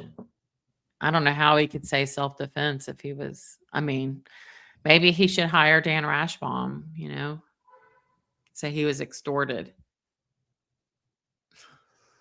Yeah. I Tally mean, Gal's right. She said a cop I dated once told me that once the stalker is obsessed with someone, there is only so much that can be done to protect one. Restraining orders also often place victims at greater risk. Oh, I 100% agree. I mean, like injunctions, domestic violence injunctions, it's just a piece of paper to a real obsessed stalker. It usually pisses them off more. mm-hmm. I mean, yes, it's a legal piece of paper, but no, if someone wants to get you, they're going to get you. I mean, I don't So, mean to be like that. like a real stalker. Yeah. Did I Yeah, like ever? a real stalker. This guy, I think that Monique didn't have a clue. That's my opinion, but gosh, I hope we find out more soon. Yeah. I did I ever tell y'all the story about years ago I was a pharmaceutical rep for a long time. And we had to launch this terrible drug. It was a asthma inhaler, like a steroid, and it was just anyway. So all of a sudden, so every week we get these reports and it shows doctors who write how many scripts. And obviously the more people write, you call on them. I mean, I'm just telling you how that's how it works. This man, so I had never heard of him. I'm like, how is he writing all these? So I went to call on him and it was like he locked eyes with me and he was obsessed. And it was hard because he was like my number one prescriber, which is like carrying basically, because it's hard when you launch a drug to get people to start writing it. And I just kind of, this was a while back. I was younger. And one day he's like, "Oh, I want to talk to you in my office." And he's a pulmonologist. And we stepped in his office. He shut the door, he locks it, and he like started squeezing me, like hugging me, like I couldn't let go. And I'm a very strong personality, but I have never felt so paralyzed in my life. It You was told me awful. the story. Yes, and it was just I can't even explain to y'all what it felt like. And I mean, my heart was pounding. I was like, what do I do? And I thought, okay, I just gotta like, and then I was like, okay. And then he said, "I see the diamond ring on your hand. I want to pay for your divorce. I want you. I want you." And I said, "Oh," and I just like opened the door to his office and left. And I called my boss and I said, "I'm never going back there. I don't care how many prescriptions he writes." He's like, "We don't want you to go back. You never have to." But he would like text me at night, like, "What are you wearing?" And I just ignored him and it went away. But I was, Leslie, I saw body cam footage recently. I wish I could remember where it's from. I want to say it might be somewhere in Orlando, Florida. Everything always happens in Florida. But a doctor made a patient really, really uncomfortable hugging and not letting her go. And mhm, she called the police, and the police went in, and then they learned from this the other staff that there had been a similar incident months before. I mean, I'm not telling you to do anything, but my point is like I remember I don't know why this like got brought to, like my recommended videos for YouTube, but it's been within the past couple of weeks. And I was mhm. like, holy cow. Yeah. It I thought of you because I remember, I mean, you told me yeah. that story a couple months ago. It was like it was the most debilitating. Like, I'm the type like, "Yeah, I'll just knee 'em in their crotch and I'm gonna take them down." I mean, I'm 5'9". A lot of people that meet me in person are like, "Oh my god, I didn't know you were tall." And I was stiff. I can't even tell you. And I got home and I was really like so upset. And my husband's like, you can imagine what he was saying. But thankfully it didn't go anywhere. I mean, I had a BlackBerry, if that just tells you how long ago it's like, but Mhm. he would constantly was like texting it. He was like, "Oh, I'm going this weekend to University of Pennsylvania to do a medical lecture. I will buy you a first class ticket. I want you to go with me. I'll get you a room at the Ritz-Carlton." I mean, it was constant. And he knew he kept writing those prescriptions, but then when I just did not go anymore, it all stopped. But I think they took him out of my call plan. But yeah, that's the stuff that happens. Well, when I heard about this ex-husband Mhm. getting arrested for this, I mean, I was like thinking about like, okay, what kind of longtime stalker cases do we know of? I thought of like Stephanie Rasmussen, Mhm. the one that killed oh, what's her name? Why am I forgetting the victim's name? Oh, Sherry something. But remember, like she had dated the guy or had I think it was like kind of one of those he would never really take her out in public, but probably slept with her Mhm. behind the scenes. And she hadn't seen him in a long time. And then he meets Sherry and I mean, this happened in the 80s. She got arrested. She was the LAPD. They got arrested. She's like the crazy eyes lady. Oh, yeah, yeah. I just Googled it. Oh, Mhm. I'm sorry. Sherry Rasmussen is the It victim's name. yeah, yeah, Stephanie Lazaro. Why can yep. I not? She's the crazy eye, like Her eyes longtime are stalker. crazy. Yeah. Stephanie Lazarus. Yes, Lazarus. Thank you so much. It's on the Mhm. tip of my tongue. Yeah.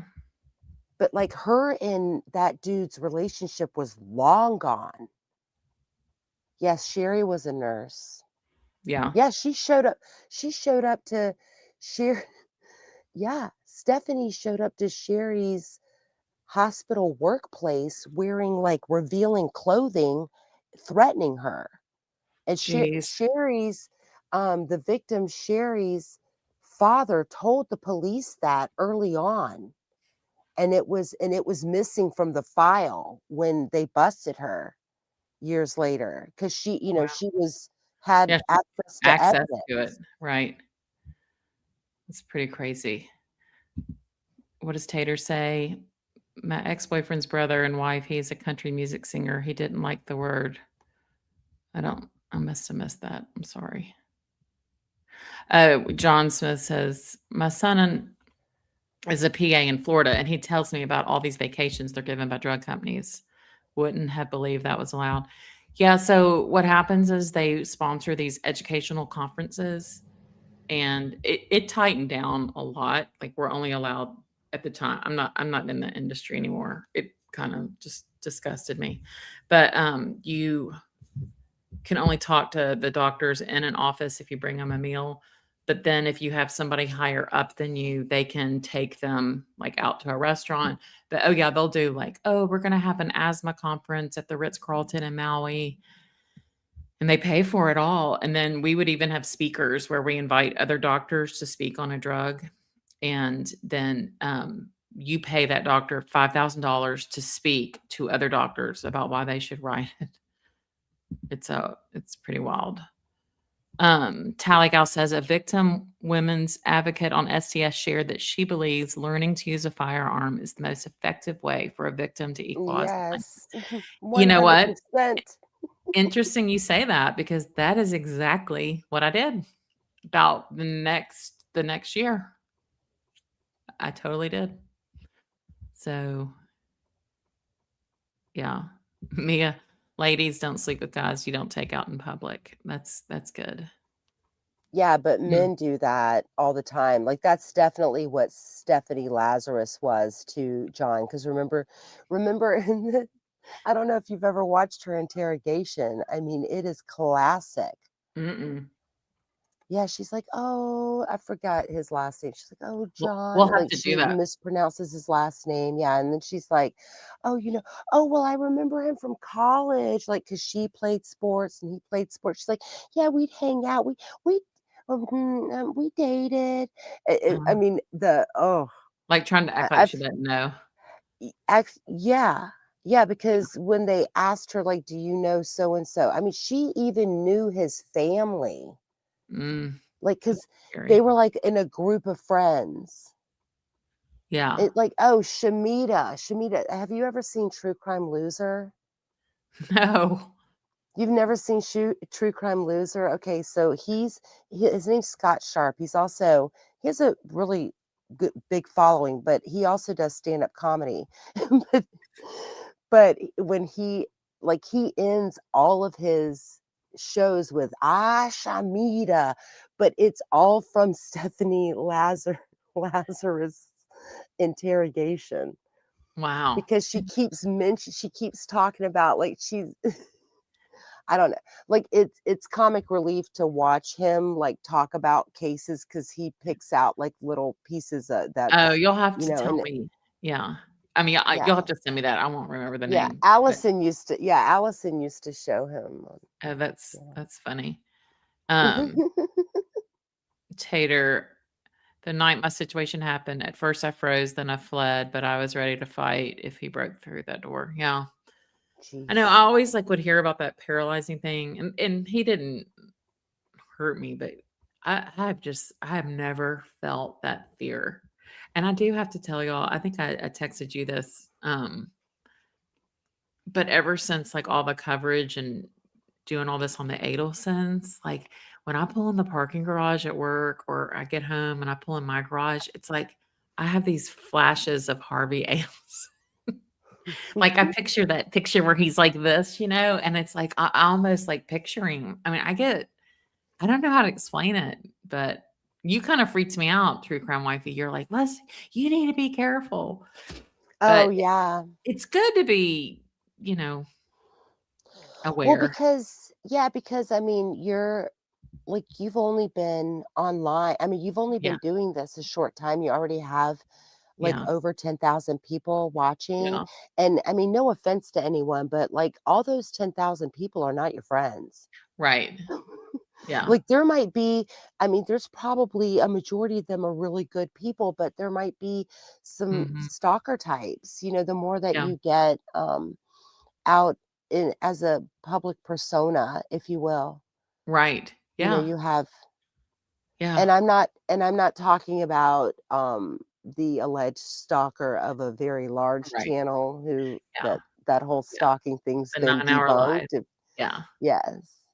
Well, Yeah, that. today I had to go to the office for a little bit, and, of course, there was, like, no one in the parking garage, and I was going in the door to get on the elevator, and somebody was coming out, and I didn't hear him, and I jumped and screamed. I'm a very jumpy person. So, yeah. Oh, life goals. I remember the old days where providers were provided trips and nice meals. Now we get is Subway sandwiches. Well, I did better than Subway sandwiches, I can tell you that. I did good stuff. I like Zelda here has a 357 Smith& and Wesson with steel jacket and hollow points. Zelda, are you in Canada? Cougar Bobcat. No, she's in Oregon. Oh, okay. I bet it's beautiful. Yeah, I haven't watched you in a long time, Zelda, but I'm really happy to see you. You are so fun. That is fun. Do you still post on your channel? Yeah, Zelda's packing major heat. We wanna know, Zelda. Well, they have like, mountain lions and stuff out there, Sure. and apparently elks at our window. I bet I bet it's beautiful. Yeah, Top Yeah, Cat. you That have to Harvey be able photo to was defend nightmares. yourself. I mean, Shoot, yeah. because this is something that happened recently, in the past few months at Cascades in Tallahassee, which is this beautiful, like there's an amphitheater there. There's a whole like jogging track. There's a park. There's this really cool slide. There's like I mean, there's just lots of things going on there. They have festivals there, fireworks, um, like during, 4th of July and New Year's Eve. We were out there New Year's Eve. But um, in the past few months, there was a mentally ill guy that his family had called the police earlier in the day and said that he had been acting erratic and going crazy and left the house with a knife. And the Tallahassee Police Department had been looking for him for a few hours. Jeez. And someone spotted him, or someone, called in something at Cascades, and the police responded and I guess couldn't find him, Hmm. left, and 4 minutes later, they're getting calls that he's stabbing 2 women. Oh my god. And this is crazy, this is all on video too, and then he ran from the police, he jumped into this retention pond and drowned. Damn. Like someone from like a I don't know if it was an apartment or a hotel room from a skyrise was literally Mm. videotaping it from their balcony. God, that's awful. But that's a park that I take my children to. That's a park that I meet other moms. Mm. You Like just if I never have know. certain yeah, if I have certain kids and because there's a lot of people there. There's this beautiful veterans memorial area. Now one time I was out there with one of my children and I was sitting and like she was playing and I like started smelling something. I was like, "What is that smell?" And I looked like behind this little like wall. 'Cause there's like this sitting area, and it was like human feces, and we Oh, ran because there's like, oh, I'm sorry, that's disgusting. People do that on but like Broadway we ran. now. But I Yeah, but I said to my husband, I'm like, I'm not going back out there right. unless like I Yeah. have something because one of the people that he stabbed was strolling a baby. Oh, that's so scary. Mm. He didn't kill them, but I think that they were in critical, or one of them was. When, and you said it's called Cascades? Cascades, yes. When you said Sally, that, Cal, and Rebecca know what I'm talking about. so out at the Opryland Hotel, they have these like conservatory. I don't know if a lot of people have been there. And one of them's called the Cascades, and it has like waterfalls, obviously these man-made things in there. But it made me think a long time ago when I was watching, or I got kind of onto the Karen Reed stuff late, and they kept talking about this waterfall. And I don't know if it was on Reddit or something, but I posted, I go, I am just very confused. Why are people hanging out at a waterfall when a blizzard is coming? And they're like, that's the name of the bar. So that's my blonde comment for the day. Kind of like when Grish was like, do you know what a wrap what is? I said a snack wrap. Oh my God. You're like a chicken wrap. Yeah, I was like, oh. I was I like, no, know. Leslie, blunt. I know. Very blonde. Okay, so I got a Yeah, question it's for like you. black and mild. Right. I got a I'm question sorry. for you and Rebecca. Have y'all seen Drina? The last time I No, I saw her on actually looked for it STS, today. she looked I looked for it bad. today because based on her last based on her last appearance, well, I'll Mhm. say last appearance on STS that I'm aware of, where there were the two people, and she was supposed to be on there early and then came on very late.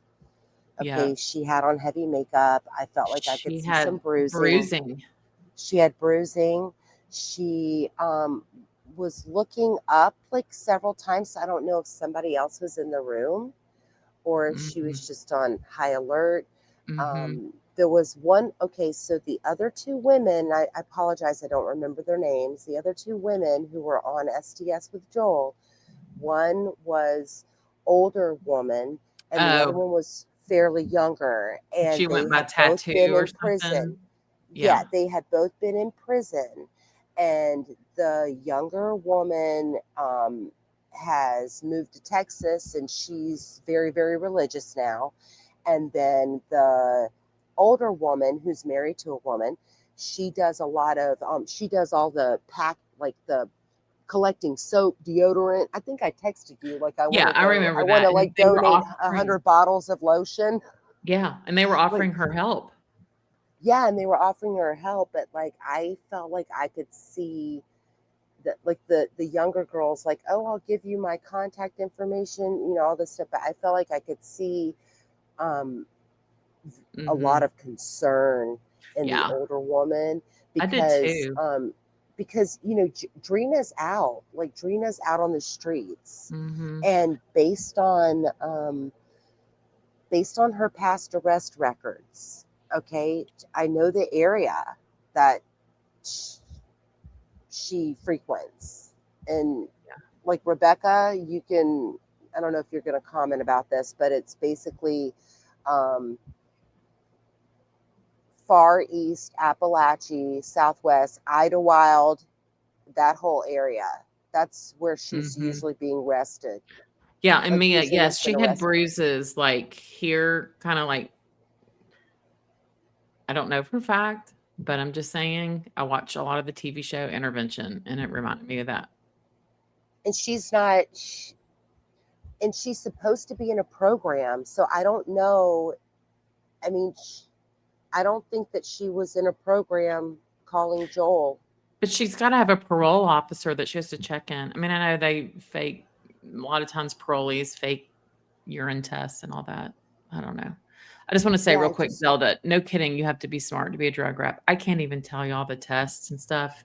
It is unbelievable, and it is stressful, and they overhire intentionally because they know most will not pass training.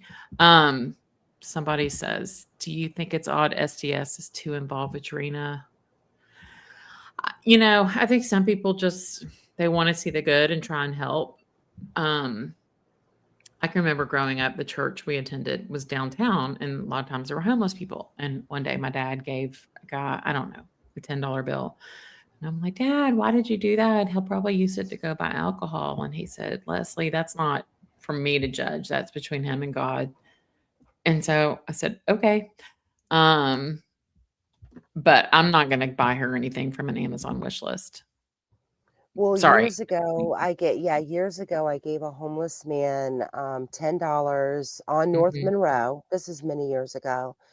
They had just built the Walmart that's right off I-10 in North Monroe. So I don't even know what year that was. It was a fairly new Walmart. And I had given him money. And then I had run some errands. And so it's almost like an hour or so. And I think it was like a 10. I'm sure it would not have been a 20. So it was mhm. probably a 10. Yeah. So I had run some other errands and then I had forgotten something. So I'd like run back into Walmart. I think I like needed a shower liner or something random. And I saw him in the bushes shooting up. Oh, The same wow. dude. I was like, nope, nope, Yep. not again. Now I have given pizzas Mhm, to a couple of homeless people because like you see the same ones. I see the same ones on North Monroe a lot. I mhm, used to see some that you don't see anymore. mhm. We do hear frequently about people being run over in the middle of the night on Pensacola Street, North Monroe. And then, Wow. of course, you're never able to determine, like through an obituary, who's who. You know what I'm saying? Like, you don't know who they are. But yeah, I've given like homelessness packets to certain women, Mhm. but none of my children are ever with me. Like that is one thing that like the school did. They like Right. created these like homelessness like little care packages that had little toothbrush, Like toothpaste, hygiene stuff. lotion, yeah, Yeah. wipes, in like some cans of soup, things like that, like in these Ziplocs. And So, so does Drina have housing? Like Tally Gal's asking? I don't know. I don't know, Dream. I don't know if she does or not. I And don't know if she's gonna be at Sisters in Sobriety, because that was, I mean, I actually delivered Thanksgiving mm, to Sisters in Sobriety on Thanksgiving Day earlier in the day. I mean, earlier in the morning. I think I texted you, right? Didn't I, yes. Leslie?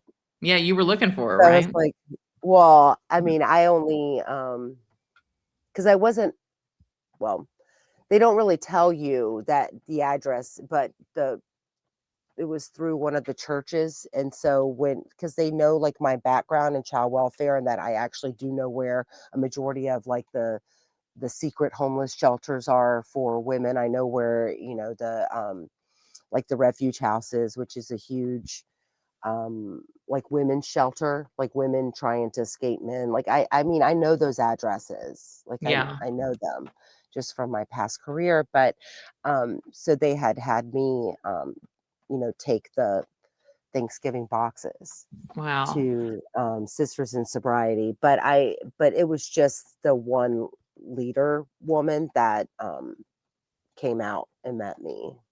Mm. So I didn't get to see any of the residences or Um, any of the residents. right. Well, that's probably good. Mia Yep. asks what wish list. I didn't STS have an Amazon wish list? I thought they did. For her, like an Amazon, like a yeah, Amazon wish list. Maybe I'm wrong, but I thought that's what it was. Or maybe COE was buying stuff from from Amazon and sending it to her, or something like that. Rebecca said, I didn't know that side of Tally, thought Drina was west, okay, like Highway 20. Possibly, but her last couple of arrests, like if you look in the Leon County Clerk of Courts, it was all on the east side, East Appalachia, southeast Capital Circle area, like Mm, Idlewild over there by that Walmart, like headed out toward um headed out toward, the National Cemetery and Appalachia Regional where they have the cross country races. hmm. Sorry. Sorry, we're That's talking okay. like I don't know. local I just know I geography. heard Capital Circle, and I remember Jeff Lacoste testifying about that would have been his route when he was going out of town. Is it sad that I know that? Um, yeah, Tally. No, who said that? Yeah, Tally Gal about GLP-1s. Yeah, I've heard that about addiction. Oh, Makes sense, honestly. Kind of turns off that noise in that part of the brain. Makes total sense. Um,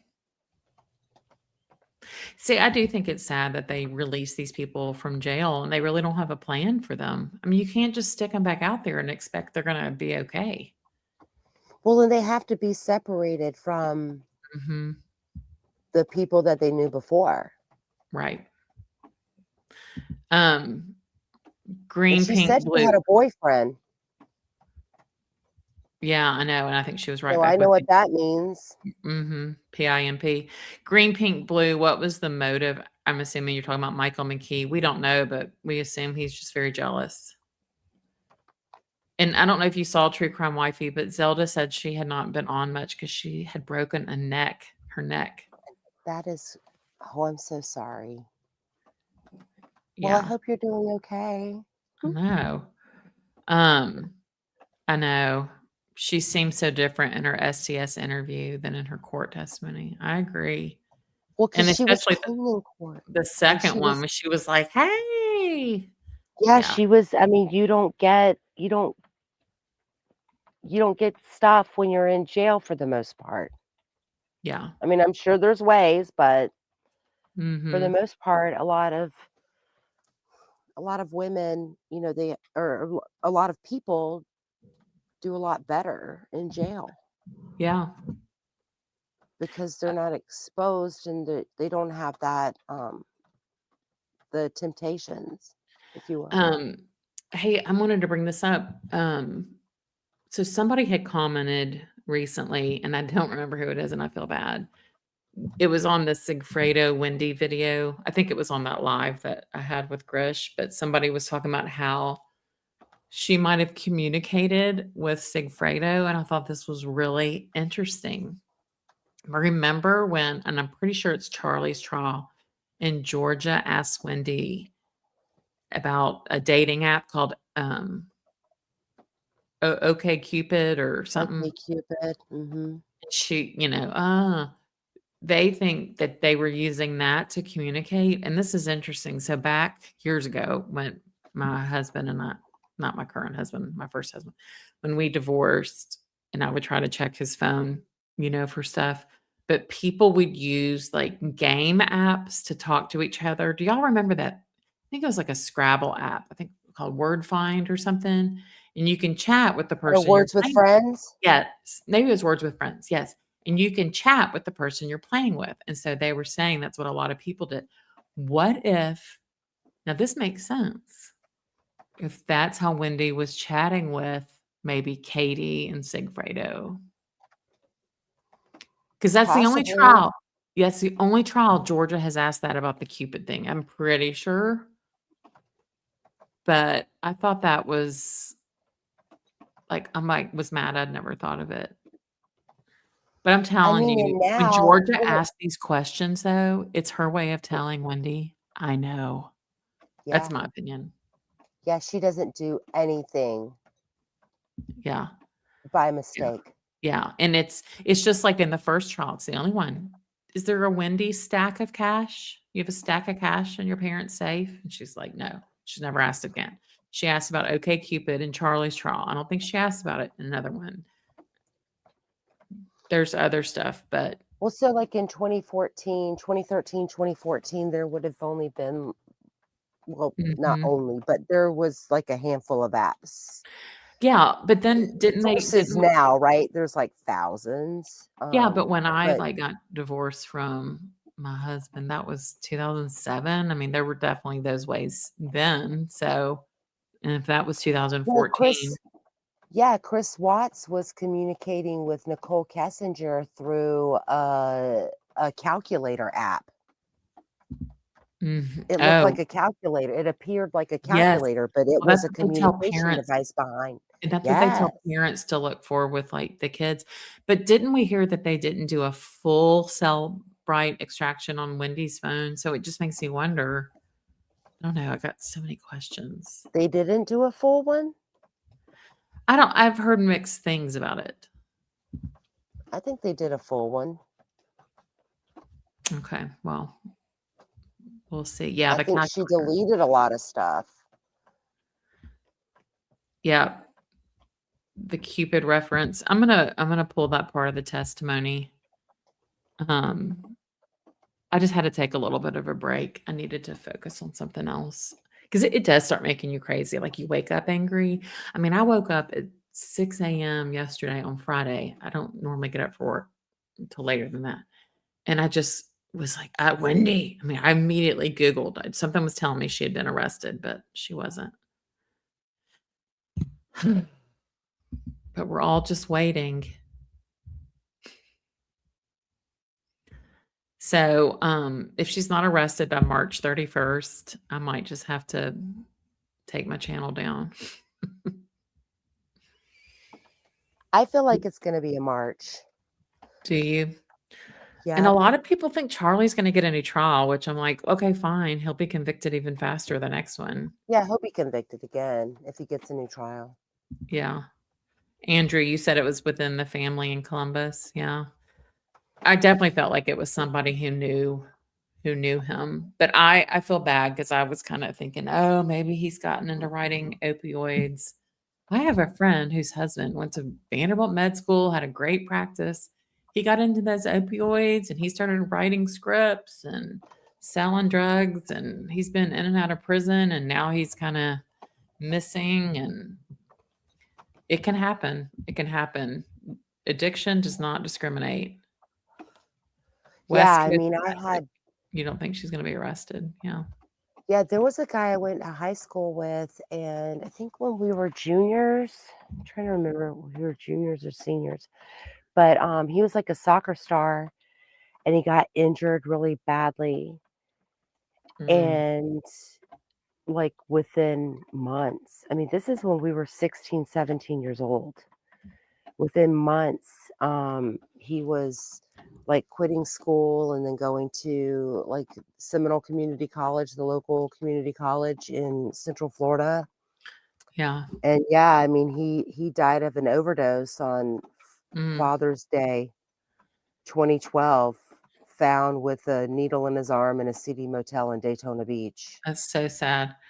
Tallied out why March 31st. I don't know. I guess, so dead set on like everyone was like, oh, it'll happen by Thanksgiving, Thanksgiving. And then I just said, okay, it'll happen by the end of the year. And then I gave some grace. So I'm first quarter of first quarter of 2026. But I don't know. I don't think Charlie should get a new trial. He will not get a new trial and they will arrest Wendy with an eye then. I hope so.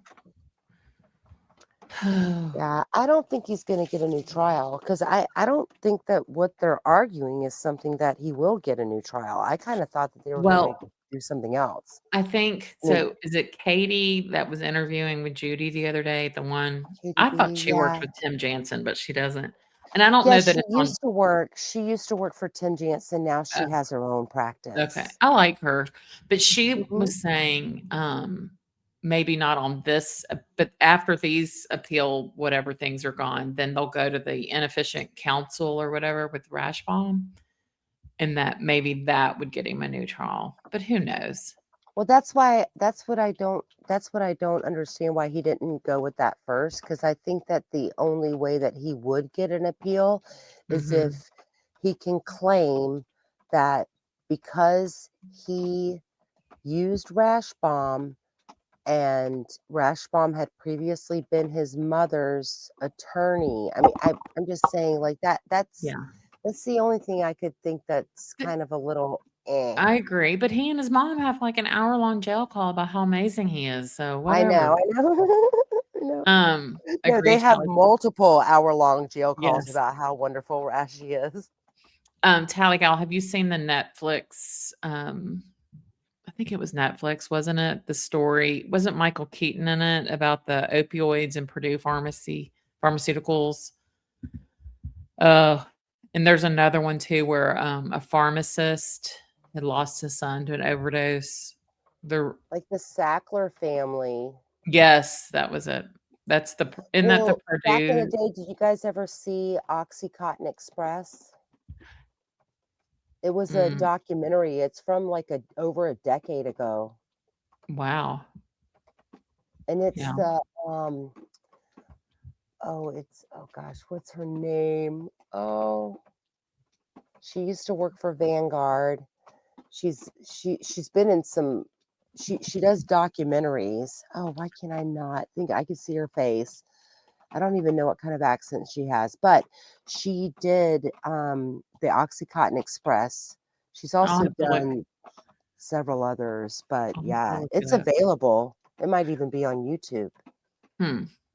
West But Coast this is prop. like when it first started happening, like when Yeah. people first started noticing. They basically had, and it's all about like the South Florida pill mills, and they had Mm. like one-way flights to like nowhere, Kentucky, like So, real cheap. And they would go over there, like people from those areas were just getting these one-way flights to come down to the South Florida pill mills with and they would like literally leave with like 360 pills times 10. Like it, I mm, mean, it's a very good documentary. I'll have to If check it anyone, out. West Coast Magic Prop Joe said it's a nothing burger. And I agree. I think somebody was saying the next round for I don't really totally understand how the appeals process works, but they it's did a coming up. couple of them. Yeah. Okay, here for today. That is not going to happen. I'm worried Wendy is working on a plea deal and will go away on house arrest or something. I can tell you right now, Georgia Cappleman is not going to let that happen. But my opinion is just try her. Just go ahead and put her. I just don't know about the first degree charge. I definitely can see the conspiracy. But oh, by the way, I have two members, a Discord group. And apparently I don't have some of the settings right. If y'all are familiar with it, but it's a way that basically people can chat like during the day. I'm not going to be monitoring it all. I don't have time for all that, but if people are interested, you can email me. It's linked on my YouTube page. Carl Steinbeck says that Charlie's best shot, the rash bomb thing. Yeah. I miss Carl Steinbeck. And I just want to go on When record is he for the coming back people who on? I don't know, but he did not honor my Christmas wish.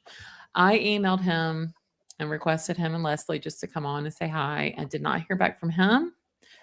I did not hear back from Loophole Lawyer. I'm okay with that. And I did not reach out to Gigi from Pretty Lies and Alibis yet. I want to, but I knew she was dealing with a lot because her grandmother had died. So I did meet her at CrimeCon last year, and I really like her. Yeah, Tally Gal. She worked with him. Was that during Charlie's trial? Because I feel like when She worked for him. Yeah, she they did a live, they were in that and like during Donna's first postponed trial. Like I that's think what that it she's was. only had her own practice for, I mean, if it's been a year, it's give or take a year. Yeah. But I like her. She seems real. I don't know. Andrew, I totally agree. It's premeditated. I just what they can prove. But again, we don't know what they have. I totally think that's what she should get. But I'm just like, go ahead and get her. Yeah, Loophole Lawyer, I will tell y'all. At first, I was like, oh, it's so funny. But the more I've watched him with on Judy's and just like his comments, I just don't even Yeah, find it. things got a little crazy recently. Yeah, I just don't So even find it amusing anymore with him. And just, I can just tell you right now, if I had him on and he was saying that stuff, and if my husband heard it, yeah, he'd be like, no. So I just don't even want to go there. I just, yeah. I mean, I know he's got a big following and all that, but I don't think it's the following I want attention from. Yeah, I love Gigi too. Orlando, there was And I think that his whole thing about Wendy is innocent is just a ploy. Oh, he's just doing that for fun. Yeah. Yeah, Jackie St. Germain and I are supposed to do something soon. I just needed like not a detox, but But he was asking Jackie a lot of really racy questions. I know, and she was good for. I mean, she's fast. She doesn't care. But like, I would never. I don't know. It would. I could be fine answering it, but my husband would not be happy somebody was speaking to me that way. Yeah, he's been in chat here before. Carl has, But he but doesn't. Yeah. he just doesn't.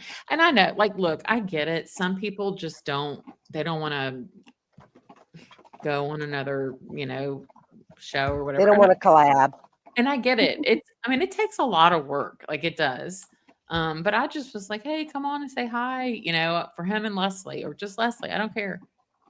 But anyway, it's fine.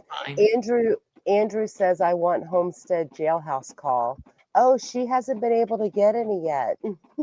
I don't think we can get them because you can't get that they're considered private unless they're part of evidence. So let's say she were to have a call with Harvey and be like, can you believe Wendy did this? She did it. Then that would be part of evidence. Then we would have it. But that's the reason we got Charlie's because they implicated Donna. But I was thinking about it. She hasn't even been able to have any calls yet, right? I think, well, she has a tablet. She hasn't had visitors until he's approved, but he might be approved now. But I was thinking about the FBI wiretaps also. And we've always heard, Charlie and Katie and Charlie and Donna, because Charlie's phone was tapped and so was Katie's.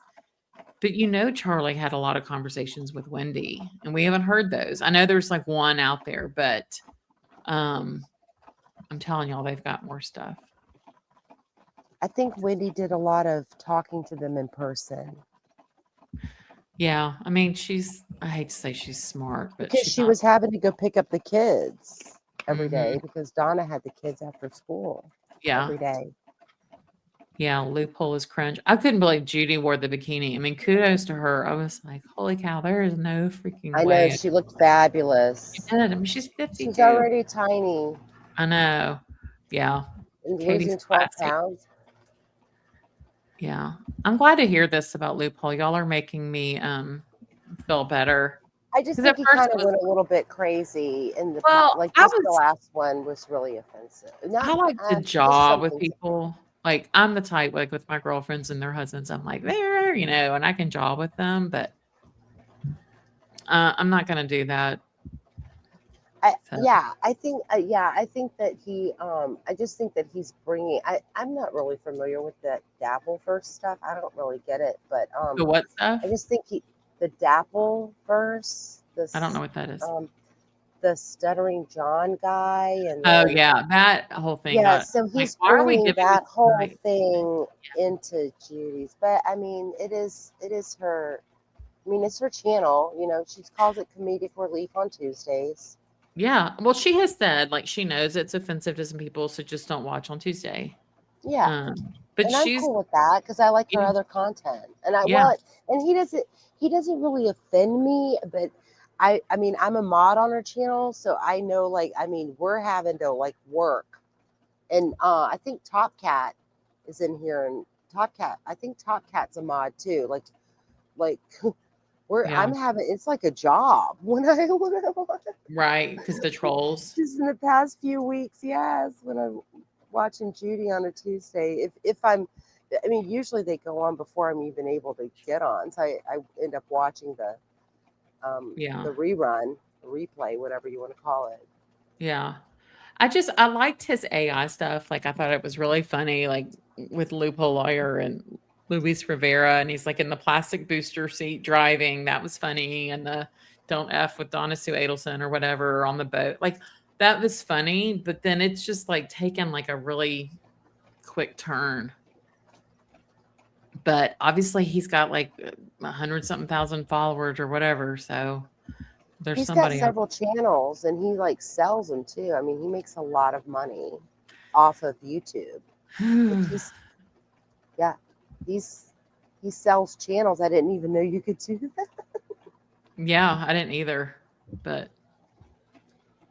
Judy had to say the doctor that she got the implants from because Loophole kept asking, are you serious? Oh, Jesus. My gosh. So did he approach her and say, I want to do a shtick with you or what? I mean, I don't even know. I can't remember how they got. Yeah. hooked up. I can't remember. Yeah. But Yeah. Judy has to have guests because of her voice. Yeah. We're going to do another show soon. I just told her I needed, after that marathon, like towards the end of December and all those interviews. I'm like, I need a rest. But I missed it this week. So I am doing a live on Tuesday. So Moms for Justice, she lives like in a suburb of Nashville, which I just learned. And we're going to do a live together, but I think eventually we're going to meet in person. I was like, we should go around to like some Nashville crime scenes or something. I don't know. I just thought it'd be something different. Stop it, oh, Rebecca. Stop it right now. Carl was making out with new wife in the courthouse. well, if you've been watching Carl as long as I have, I mean, when you say like Carl making got like out, totally into shape. I mean, Steve Cohen introduced Leslie and Carl, yeah. and then like Carl like got she's rocking his world. When I'm you sorry. say making out, is that just like holding hands and like a pet kiss, or like? So I Yeah, think making well, I out. think Rebecca's really prim and proper, except for when Yeah, she cussed someone out. But I think that Rebecca, yeah, yeah. But like good for Carl for being happy. I will never forget, like, he's just always Carl. And then he comes on one day, and where was he in the Florida Keys? He's like, hey, everybody, I'm here with my fiance. I'm like, what I just know, I know. happened? That's like, yeah, that's It yeah. was after Donna's Wait, delay, I were think. they married yet? Or, oh no, no, no. They were Yeah, yeah, yeah. engaged. You're right. They were engaged. Yeah, and it was after Donna's Donna's trials got postponed in September Hmm. 2024. Yeah, and then it was just a few months later, and he's like, "This is my wife." I'm like, "Wait, what just happened?" But that girl is like crazy smart. Got like engineering degrees, law degrees, PhDs. Yeah. Oh, John, yeah, the hurricane. Yeah, I know. I know. I was like, Door I dashing think that Starbucks for $20, John. yeah. Oh, well, no, no. Like, well, when Carl went live and he was like down in the Keys, like I think I either put in his chat or a comment under his video, like, you guys need to get out of there right away. like Yeah, but you hop on the next flight, get out of there. Hurricane Helene's coming. yeah, he didn't care because wasn't the hurricane? Was it Helene? Helene. Because it hit Jacksonville, right? If I recall. I'm just saying. Well, yeah, I mean, it was like 5 o'clock the night before or the evening before it was supposed to come up here.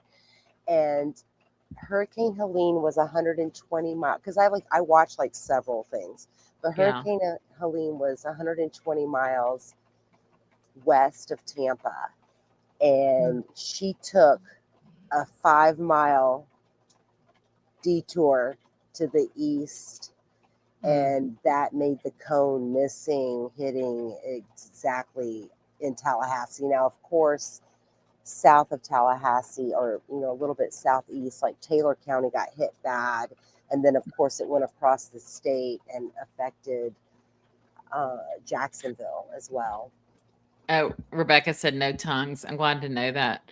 and then went up to North So Carolina. speaking of hurricanes, so Donna down at Homestead. So I was thinking about, it was 1992, I believe, when Hurricane Andrew hit. Yeah, I know that Andrew. because that's the year I went to college, and I went to Auburn, and there were people from Miami that went there, and they had lost their homes, and I remember it was awful. But can y'all imagine like being in prison and a hurricane's coming? I mean, what is that like? Like, whew. Yes, I was still in high school when that happened, Yeah. and about 6 to 8 months after it hit, our choir in my high school, like, we went down to Homestead, and there was like this huge, like, kind of like, show choir convention for like, show choirs across Florida. Show And we went choir, down. you wild child. Yeah, we went down to to Homestead. Okay, we met a whole bunch of people, and then years I'm in college and I'm at my sorority sister's house in Homestead, and we're talking, and her mom says something like, "Oh, because she's like, oh, True Crime Wifey wasn't." I almost said my own name. I'll reveal my name at some point, but I almost said it. It's Like, okay. oh, True Crime Wifey was in choir in college, or like in high school too. And her mom's like, "Oh, let's put in that video that I took."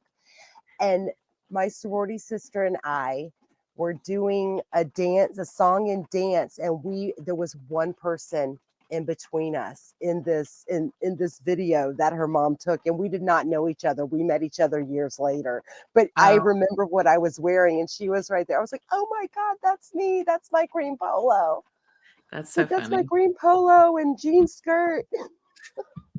The only hurricane experience I have, so when I was at Auburn, and I can't remember what year it was, 94, maybe 95, Hurricane Opal hit Florida, like the Panhandle, and it was coming north. And my dad called and he's like, "Leslie, there is a hurricane heading straight to Auburn." And I said, "Dad, I mean, what are you talking about?" 'Cause, you're in college. I mean, we didn't have iPhones and stuff. I'm not watching Weather Channel. He said, "Let me tell you something. You need to get batteries. You need to get a flashlight. You need to make sure you've got some food. You have your car gassed up, everything." I'm like, fine. So I go to Walmart, and that it's like cleared out. And the only thing they had was a pack, not the only thing, but like pretty much was a pack of Snickers, like fun size, a jar of peanut butter. And so I bought that, gassed up my car, and then, what did we do as a college student? We went to a hurricane party that night, and it was a level 2 when it came through, which it was like 80 to 90 mile an hour winds. And so we were at an apartment complex, and outside the wind was blowing so hard, it blew my contact lenses out of my eyes. And the pine trees, so there's a ton of tall pine trees in Alabama. I'm sure there are in Tallahassee. And they were just like pop, pop, pop, pop, pop, pop, pop. I mean, breaking like toothpicks. And we didn't have power for a week. And I was really happy I had that jar of peanut butter. But it was awful. Okay, Karen, will the inmates released from Homestead be on an interview wanted list? I mean, I would love to interview any of them. So I just I don't have a connection with any of that. So if anybody can help, that would be amazing. I'm glad that y'all made me feel better about Loophole. Helene came through King Tide. There was a severe surge all along West Coast, and then Milton happened only 2 weeks later. Oh yeah, I remember Milton. Yeah. That's when I used to be really into Lawyer, I mean, I was obsessed with him, and I just can't even. I don't want to say I can't. I mean, every now and then I'll watch, but it just doesn't really do it for me anymore. Oh, Well, Helene Rebecca, went all the my way up first and destroyed hurricane North Carolina. when I was in Auburn. Rebecca, we might know each other. You never know. Oh, Hurricane Helene went all the way up to North Carolina and devastated the mountains I in remember North the Asheville Carolina. was flooded, and it was Yeah. awful. And I think John's in that area. John Steinbeck? No. Our Oh, John John. Smith. Yeah, sorry. Yes, John Smith on the screen. Yeah, John, were you affected by it? And thank y'all for liking, and please subscribe. It's free. Would love it. Oh yeah, Rebecca. I forgot. I feel a lot older. I mean, I'm here thinking John Steinbeck. But yeah, John, tell us how you were affected. John, are you in North or South Carolina? North Carolina? Oh my gosh. John had 20 feet of water in his pasture on the river. Yes, John was hit. It explains a lot in regards to the response of what had happened with, Yeah. certain people. certain YouTubers around the Dan Markel case and I that know shit show. that was a crazy Excuse my time. language. Pardon my French. It was a crazy time. Well, That's why we got the songs out of him. I know John, have you always written songs? I love it. So, John, just so you know, I sent the song to my parents, and my mom was like, Leslie, we are speechless. We are speechless. I think she thought, like, she didn't understand the AI. My mom's like, that's amazing. It's amazing. And my parents really love it because they use my middle name. They're like, Leslie Elizabeth, this is amazing. So I think I am going to have them on one night for a little brief interview for y'all. Oh, that would be so fun. Would it? I don't know. I mean, hey, Brenna. Are you going to need to give them scripts? No, I mean, I don't care, but my dad will be like, oh, yeah, and my mom will be doing this the whole time. But Cleo's mom said moved from Kentucky to Southwest Florida in 2017. She's been through Irma, Ian, Milton, Ian. Yeah. Michael hit us really bad in 2018. Yeah. And the Apalachicola forest still hasn't recovered. I mean, right. Like Calhoun County, Liberty County. I mean, because in those parts, there's a lot of country people, okay, and like they have acres and acres of pine trees, and they've been waiting. They own acres and acres. They've been waiting, 30 years for those to get mature and plan to, cut them down and then retire off that profit. Right. And then Hurricane Michael came through. I mean, devastated a lot of families. Wow. And that's another thing about hurricanes. Like a lot, there's people who never recover, never rebuild. And there's a lot of people who have like hopelessness and helplessness, and they end it. Like, I mean, it's like the aftermath of the hurricane is worse than the hurricane itself. Oh yeah, definitely. I mean, I remember I was like, this is awful, no power. And then we went and volunteered and helped elderly people like get trees and stuff out. Yes, my middle name is Elizabeth, but I mean, I guess it's not now because my maiden name is my middle name. But I think like half of the women in the South middle name is Elizabeth. Zelda, my parents are older. They're about to be 77. Or Anne. Anne, yeah. Yep. Well, this was fun. Mia, I wonder. Thanks so much. Mia, wonder if Wendigo's contacts blew away from the hurricane. Yeah, it was awful though. I mean, they just blew out of my eyes. I will always have respects for hurricane after that. Wow, Ian gusts hit 190 or 200 miles an hour. Dang. May, I love that name. M-A-E. Rebecca, Ann. Yeah, that's a common one too. Yeah, and there's a lot of like Willie Mae, Bobby May. Like there's always like the boy or the female version of a male name with an I. And then Did you ever ask your parents like what your name would have been if you were a boy? So I would have been an Andrew. I think it's funny. Well, like my dad actually changed my name. I was supposed to be named, like my first name was supposed to be my middle name. And then my mom went in for a C-section and I was born, like my dad died when I was, had just turned 4 years old from cancer.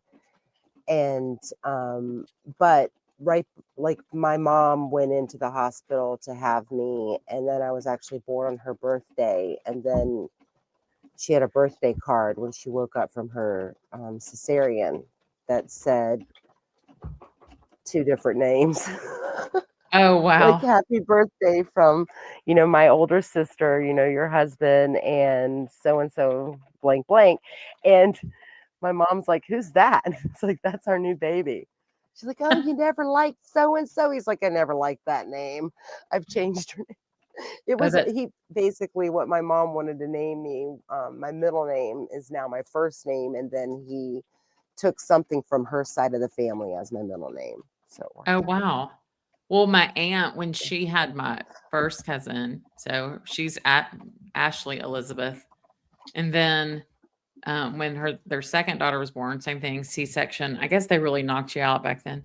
And my uncle was like, "Well, I gave her middle name Elizabeth too." So my cousins, they both have the same middle name, and their sister. My uncle was just like, "Whatever." And my aunt was just like, "I don't even care." I think it's funny. Andrew says the guy who built the nuclear plant in Homestead built our house with same materials and was the only house starting in Redlands during Andrew. Standing, you mean? That's kind of nuts. Wendy's unit is a deceased beaver. Well, okay, so I'll be doing a live Tuesday, but I know. Thank you, green, pink, blue. So Don't shame the victims where they lived or why they lived there. Can be multiple. You're lucky to live where you do. I'm not meaning to shame. I'm just look in Nashville. A lot of families do that. That's actually more the norm. I'm just saying for me, but I'm older and I just wouldn't do it. But I'm not trying to shame. I'm not blaming. They could have lived in a multi-million-dollar neighborhood in a gated community, and I think this freak Michael McKee would have still gotten to them. So I want to be very clear on that. oh, I didn't understand what she was saying. Yeah, she's probably Yeah, just further behind, but I don't want Kathy with anybody. Grace said so. Yeah, but thank y'all so much, Okay. and thanks, True Crime Wifey. I appreciate it. I enjoy these kind of lives where it's conversation. It's just really hard to like stare at a screen and talk, and look at chat and talk. Yeah, I So had a good time. Thank you, everyone, for coming on tonight, talking with us. It's going to be interesting to hear and see what more they have on this Michael David McKee, yes, the I can't wait. ex-husband of Monique Tepe. Yeah, it's gonna be good. Well, thank you.